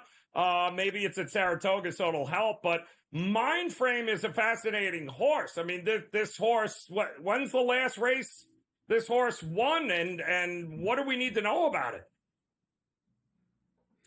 I mean, he's a very lightly raced horse. He's only run twice, but he's won his 2 races by a combined 21 lengths, I believe it is. Not much competition in those.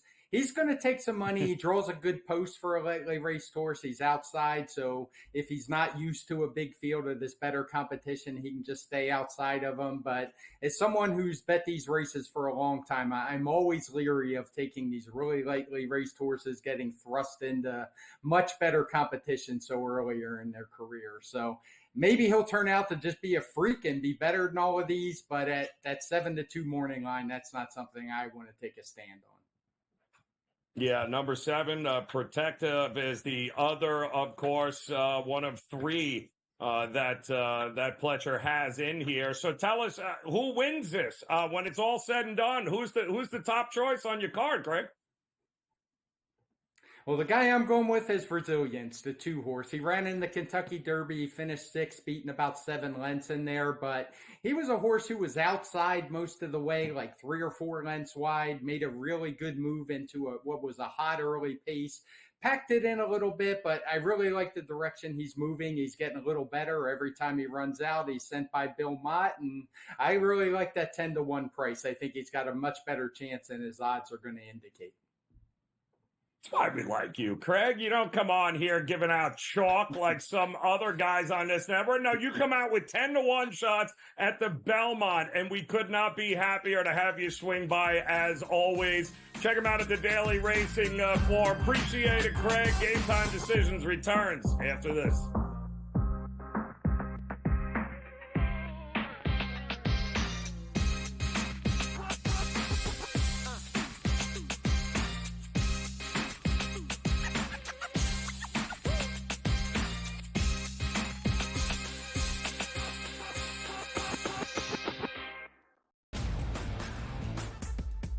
get a full and true assessment on how your ball club looks for the entirety of an MLB campaign. So, how did you look at this Memorial Day weekend around the bins? There's at least a half a dozen teams right now that you know that are completely out of it and are going to be sellers at the trade deadline, and I think you could probably look at it the other way too, and then everybody else is sort of in between, and that's the hard part to figure out between now and the trade deadline.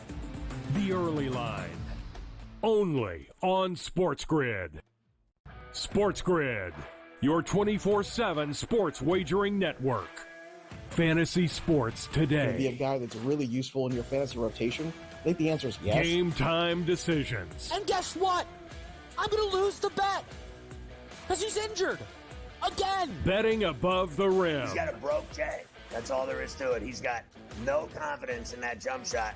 My thing you've always heard me say on the network is you're either winning or you're rebuilding. In-game live all access. Wondering when that was going to happen, and the answer is it just did. Sometimes you think the bigger guy will have the advantage. Well, if the little guy can move, Joe, it's hard to hit the little guy sometimes when you're a big boy, right? In-game live, prime time. 4-1, I'm going to take a little flyer on Justin Rose. In-game live, overtime. As you sit here and listen and watch right now, you may want to consider placing that bet. It's smarter to be on SportsGrid. It's 2-0. He's crying behind our bench. And now it's 2-2. He's got a little bit more pep in his step right now. He's sort of into it. You guys will catch him next time they do a bet shop. See if they can get through this power play, though. And, they got a 2-on-1 here. Potentially 3-on-1. So you got to finish this off. They do. They do. I think you got to finish that off. Sports Rage Late Night, only on SportsGrid.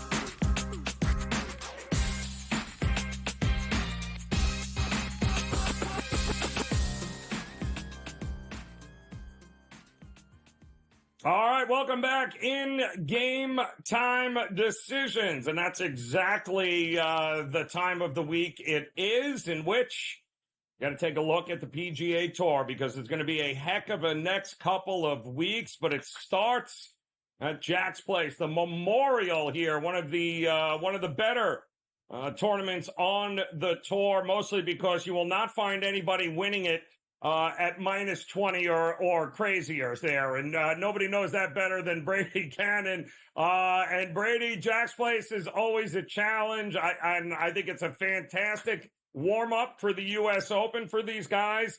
All the heavy hitters. Guys love this tournament for Jack's Place. And it is a challenge. So I don't think we're going to be seeing, 16, 17, 18 unders this week. No, I doubt it, Joe. And you're right. This is a big boy event, one of the best non-major tournaments there is on the tour calendar, right there with Riviera and Torrey Pines. And we're on a heck of a run here. I mean, you go Wells Fargo, PGA, Colonial, Canada, now into this and the U.S. Open, and then you get a signature event after the U.S. Open as well at TPC River Highlands. So this is a really good time to be a golf fan and a golf bettor. You're right. This course is extremely demanding. The fairways are pretty wide. That's where Jack kind of gives you a little bit of a break. But the greens are lightning fast. They're undulated. They're smaller than tour average. And the rough that borders the fairways is very, very thick. Some of the thickest rough, certainly probably the thickest rough we see in a non-major. So, yeah, I mean, it's a great tune-up. You're really asked of all the same skill sets that you need to win a major. You got to do everything well this week. I specifically honed in on iron play, strokes gained approach. Nicholas, he's a second shot golf course guy. You got to really hit the greens in regulation, get it close to the hole. You have to be spot on with your irons this week. And then I looked at par fours, which most of them are 450 to 500 yards in length at this golf course. You got to be good on those to separate yourself from the field. And then finally, into these small greens, hitting these iron shots, you're going to miss some greens. You're not going to hit them all in regulation, and you've got to be able to get up and down from some of that very thick rough that borders these greens. So give me a guy that can really scramble, do well on the long par fours, and hit great iron shots. And I think you have the formula for success this week. By the way, you mentioned, 18, 20 under par. Probably not going to happen. My good friend Jeff Sherman at the Superbook here in Las Vegas set the number at 275.5. Will the winning score be under or over 275.5, which amounts to 12.5 under par? Yeah, well, that's going to be interesting, isn't it? Especially with the names at the top of the board. Of course, the Schefflers of the world as the favorites. Rory, Xander Schauffele, I think in his first tournament as a major champion now. The top of the board, it's the usual suspects. But is there any value looking past those guys? All right, well.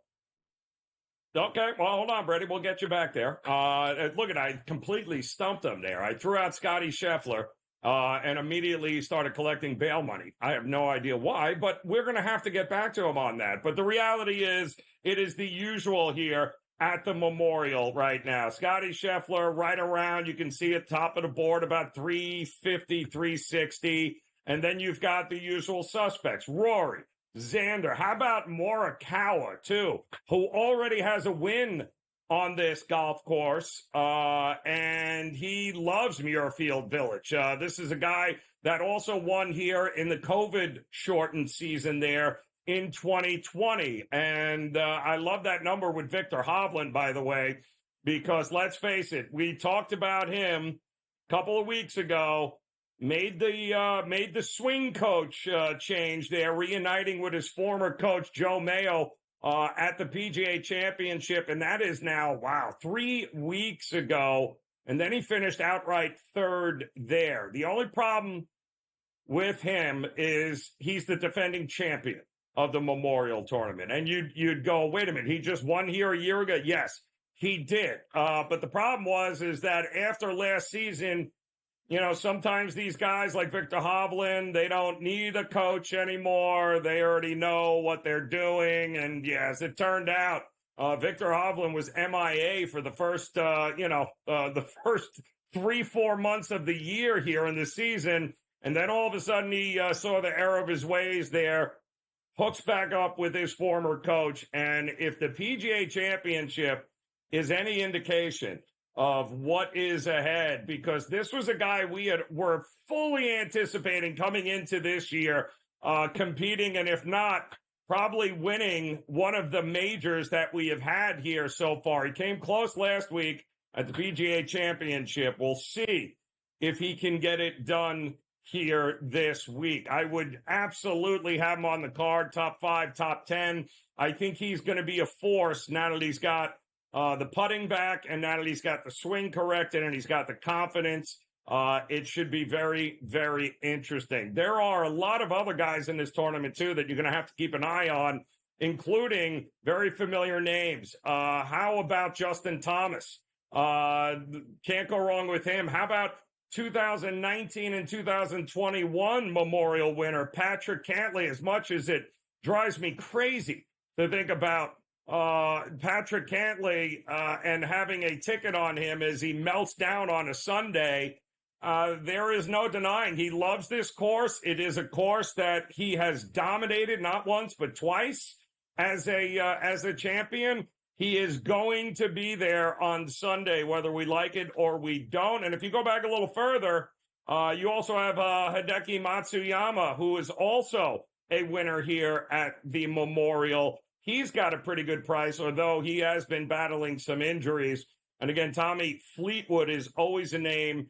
And if you can get him at 30-1 or better, certainly somebody that you are absolutely going to want to keep an eye on here. This is going to be a great tournament because the following week is going to be the U.S. Open. And you gotta love what happens from here into the U.S. Open.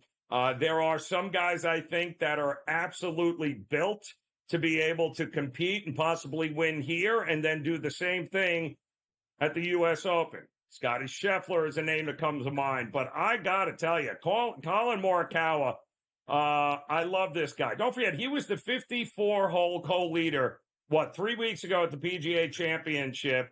and then he forgot his putter, or his putter forgot him. But the bottom line was he could not make a putt. He had 6, 8, and 10-foot birdie putts all day long on a Sunday, could not make a putt. But you heard Brady tell you he's looking at ball strikers this week, looking for guys with iron play, and living right around from what used to be the Honda Classic here on another Jack Nicklaus course at PGA National. Yes, you better be able to hit your irons, and you better be able to hit your long irons here. And as you can see from Brady's outrights, I love with some top 20s in there. Those are guys that fit that bill, guys that are absolutely going to be maybe not in the top 5 and the top 10, but certainly guys are going to be up there on the leaderboard making some noise. But Colin Morikawa is not a guy that I think he's going to be very comfortable here. He's had some time to figure out the putter and work on it, but you will find no better ball striker here this week than him. And Victor Hovland will be the other guy. I hate going back-to-back with guys, defending champions, but something tells me this kid found something 3 weeks ago at the PGA. I would not at all be shocked if Victor Hovland, the defending champ, is once again on the 18th with Jack as this week's winner. And if it isn't this week, and I kind of hope it's not, then the U.S. Open, Victor Hovland is a guy I'm certainly going to target. We'll have much more on the Memorial as we get a little bit closer to the opening tee times tomorrow. But in the meantime, we got more Game Time Decisions coming your way next here on the Grid.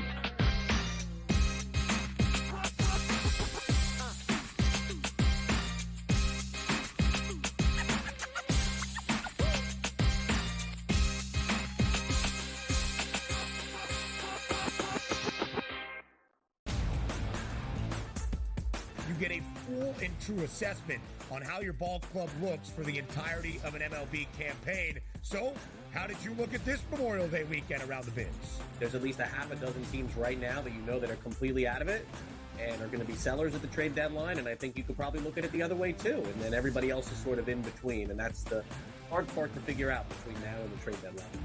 The Early Line, only on SportsGrid. SportsGrid, your 24/7 sports wagering network. Fantasy sports today. Be a guy that's really useful in your fantasy rotation? I think the answer is yes. Game Time Decisions. And guess what? I'm going to lose the bet because he's injured again. Betting above the rim. He's got a broke J. That's all there is to it. He's got no confidence in that jump shot. My thing you've always heard me say on the network is you're either winning or you're rebuilding. In-game live all access. Wondering when that was going to happen, and the answer is it just did. Sometimes you think the bigger guy will have the advantage. Well, if the little guy can move, Joe, it's hard to hit the little guy sometimes when you're a big boy, right? In-game live, prime time. 20-1, I'm going to take a little flyer on Justin Rose. In-game live, overtime. As you sit here and listen, watch right now, you may want to consider placing that bet. It's smarter to be on SportsGrid. It's 2-0. He's crying behind our bench. And now it's 2-2. He's got a little bit more pep in his step right now. He's sort of into it. You guys will catch him next time they do a bet shop. See if they can get through this power play, though. And, they got a 2-on-1 here. Potentially 3-on-1. So you got to finish this off. They do. They do. I say you got to finish that off. Sports Rage Late Night, only on SportsGrid.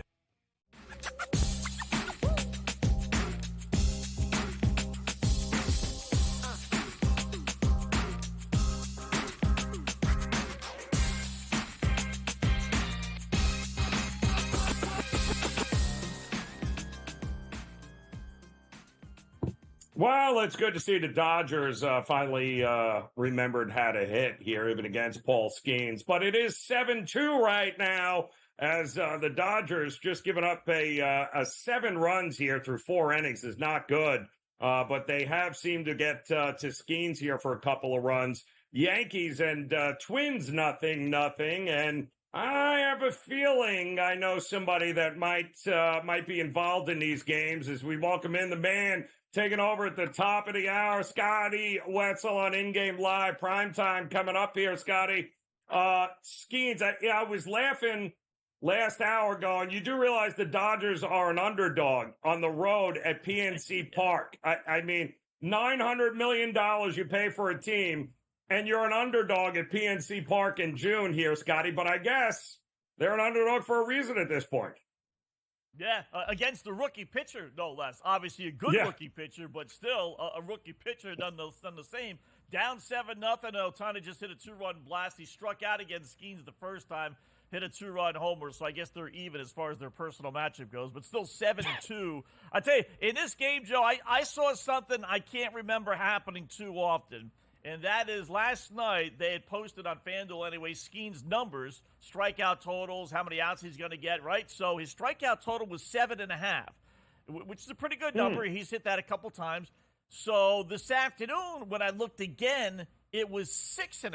And it wasn't like 6.5 minus 160. You know, it was a legitimate one strikeout drop.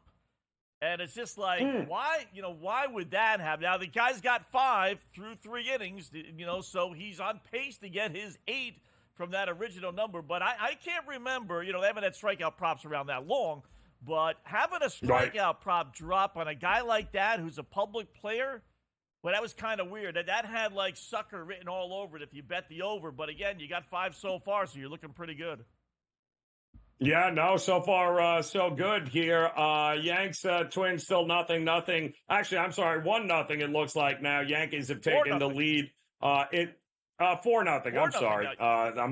Yeah, I know, I didn't refresh it, though. 4-0 there. Rays 5-2 over the Marlins, which we got 7 runs in 4 innings with those two teams. Scott, they haven't scored 7 runs in the last 2 months here. And the Orioles on top of the Blue Jays. What are you doing with some of these late-night games? Because I really want to back Dylan Cease and the Padres. It's a step down. I mean, he hasn't been great, but it feels like this is the spot where he gets right and the Padres get right here tonight. Boy, they better. I had the Padres the last 2 nights, Joe. I can't believe San Diego lost twice to this lousy Angels team. I mean, are you kidding me, right? I mean, geez, are we going to go back to the well? He's their best pitcher. You have to, I suppose. But, man, it's been tough. Unreal. And they're big favorites, too. 170 on the road. Who wants to lay 170 with the San Diego Padres? Randy Jones could be on the hill, and I don't want to lay minus 170. But we're going to do it. We'll lay the minus 170. Got burned with the Cubs yesterday, which I suppose we had no business even being in it since they were down 5-0 in the 5th inning. But they came back, they won, but only 6-5. So I laid the run and a half. So I might put a Cubs because Feedy pitching for the White Sox is actually halfway decent. Believe it or not, he's 4-1. White Sox only have 15 wins on the season. 5 have come with him pitching. So think about that. So maybe a little White Sox or a Cubs Padres parlay rather than laying the run and a halves with those two teams. I'm kind of with you. I mean, it's the last time I'm betting you, Padres. If you screw us again here tonight, that'll be it. You can't win with Dylan Cease on the mound against the Angels. I don't know what to tell you here. It's an exciting week and weekend, though, Scotty. Right? We got the NBA kicking off tomorrow in Boston, and I saw this line get up as high as 7 today in spots here.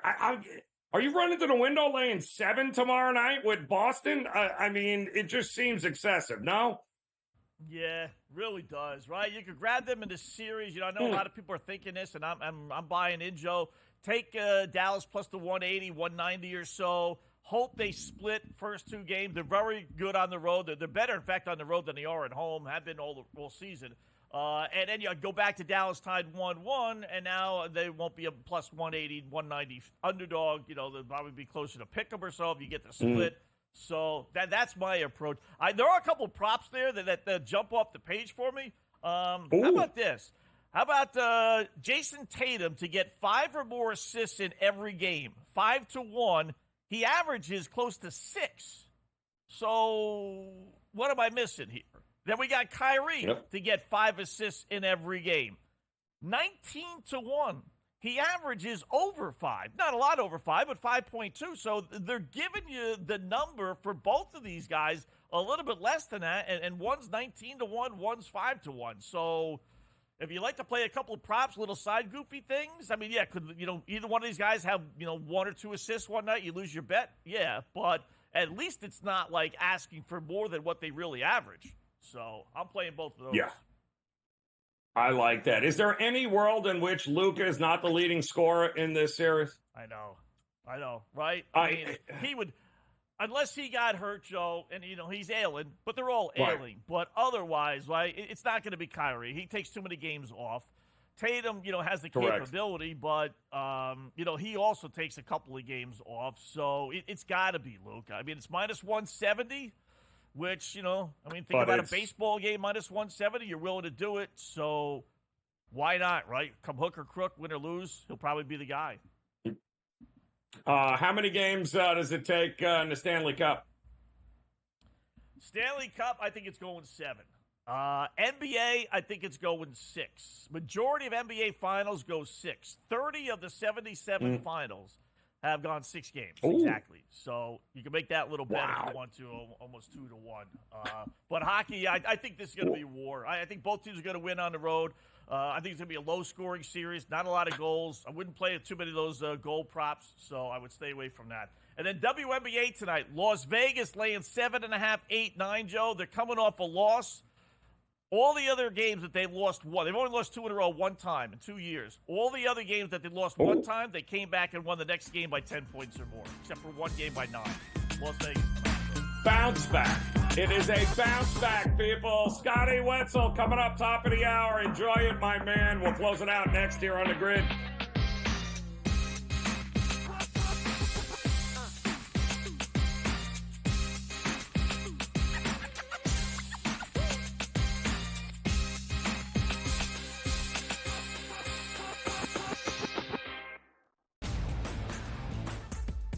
Get a full and true assessment on how your ball club looks for the entirety of an MLB campaign. So, how did you look at this Memorial Day weekend around the bids? There's at least a half a dozen teams right now that that are completely out of it and are going to be sellers at the trade deadline, and I think you could probably look at it the other way too, and then everybody else is sort of in between, and that's the hard part to figure out between now and the trade deadline.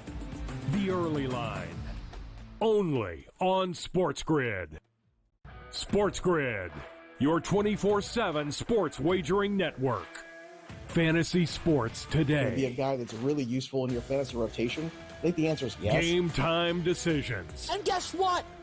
I'm going to lose the bet because he's injured again. Betting above the rim. He's got a broke J. That's all there is to it. He's got no confidence in that jump shot. My thing you've always heard me say on the network is you're either winning or you're rebuilding. In-game live all access. Wondering when that was going to happen, and the answer is it just did. Sometimes you think the bigger guy will have the advantage. Well, if the little guy can move, Joe, it's hard to hit the little guy sometimes when you're a big boy, right? In-game live, prime time. 3-1, I'm going to take a little flyer on Justin Rose. In-game live, overtime.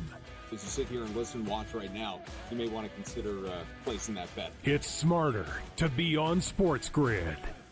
It's 2-0. He's crying behind our bench. And now it's 2-2.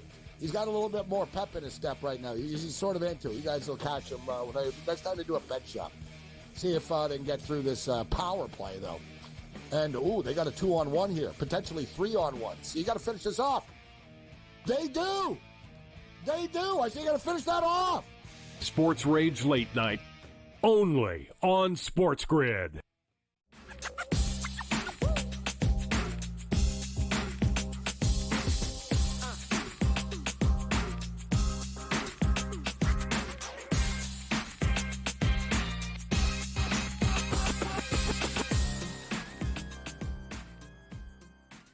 All right, welcome back in-game live.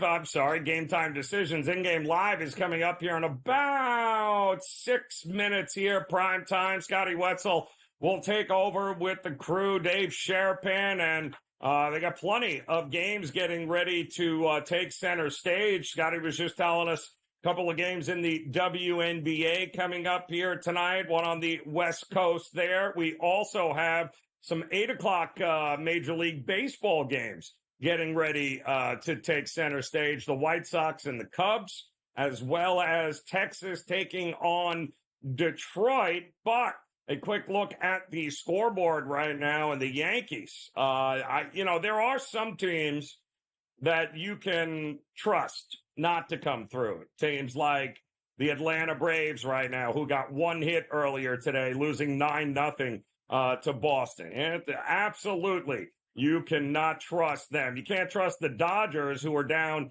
7-2 after getting shut out last night. If it wasn't for an Ohtani 2-run home run, they still wouldn't have any runs here. But the one team you can trust, especially against mediocre competition, is the Yankees right now. 4 runs, 5 hits, all 4 runs in the bottom of the first inning off of Chris Paddock. It is almost impossible not to cash a ticket with them at this particular point. I know there was some concerns about Rodon pitch. I don't know why people still have reservations about backing Carlos Rodon. He's gone 3 innings. He hasn't walked anybody. He has struck out 6. Some of the numbers scream negative regression. I get it. But this is not the time. And I've been saying it now for well over the last month or so. He is a guy that finally looks healthy, is admittedly the healthiest he has been in a couple of years. And we're talking about a guy that was not only one of the preeminent strikeout pitchers in Major League Baseball, but he was darn like unhittable when he was with the Giants. And then, of course, he got that monster contract with the Yankees and then got hurt. But he is healthy now, and this is quietly, while we all stuck a fork in him because of the amount of money that he was given, that was maybe a little premature. So Rodon, to me, is an absolute guy that we are going to want to back. All right, we got him back here. He's going to run over the card for us on the Memorial. Brady Cannon. Technology is wonderful when it works, my friend. So go ahead. The floor is yours. Break down the card for us this weekend. I had to run down the street and pay my internet bill. I apologize. But we started with Russell Henley at 40-1. I skirted all the favorites. I went down to Russell. And, here's something to realize here. The quote-unquote other best golfers in the world, we're getting some pretty juicy prices. I mean, I took Keegan Bradley at 60-1. This guy just finished runner-up at Colonial. When was the last time you saw a number like that on Keegan Bradley and Russell Henley? These are top 20 players in the world. So Henley at 40, Bradley at 60. Alex Noren, I'm back on the Swede. This guy's playing too well. He makes too much sense this week with the scrambling, the ball striking. Got him at 60. Sam Burns at 60. Good form as of late. 13th prior to the PGA Championship. 10th last week in Canada. Shane Lowry at 70-1. Plays tough golf course as well. Has won in the state of Ohio before. Tom Hoagie at 92-1. Another ball striker. If the putter can get hot for he and Lowry, it just might work. And then finally a long bomb, another ball striker guy who has the skill sets to match this venue. Kurt Kitayama at 125-1. Ooh, that is a card is what we're talking about here. A couple of head-to-heads as well there, Brady? Played one head-to-head. Tommy Fleetwood at even money over Justin Thomas. I like the way Fleetwood is trending right now. A lot of people think he's going to win this week. I'm going to wait. I think he could win next week. He is on my card for the U.S. Open, but I think he'll do better than JT this particular week. A little pre-U.S. Open tune-up. Let's see if he can win that matchup and then maybe win his first PGA Tour event / major next week. Looking forward to this tournament here because, like you said, it's big boy golf. $4 million prize to the winner. That is not chump change. These guys are going to be going at it. And, of course, like you said, I hope there's a couple of guys that don't win this week so we can back them next week here. So you never want to do the whole back-to-back thing, but I think this is going to be fascinating, this tournament. Of course, Brady will come back and join us on Friday. We'll see if there's any in-game opportunities as well. In the meantime, get ready in-game live primetime coming your way next here on the grid. Enjoy the night.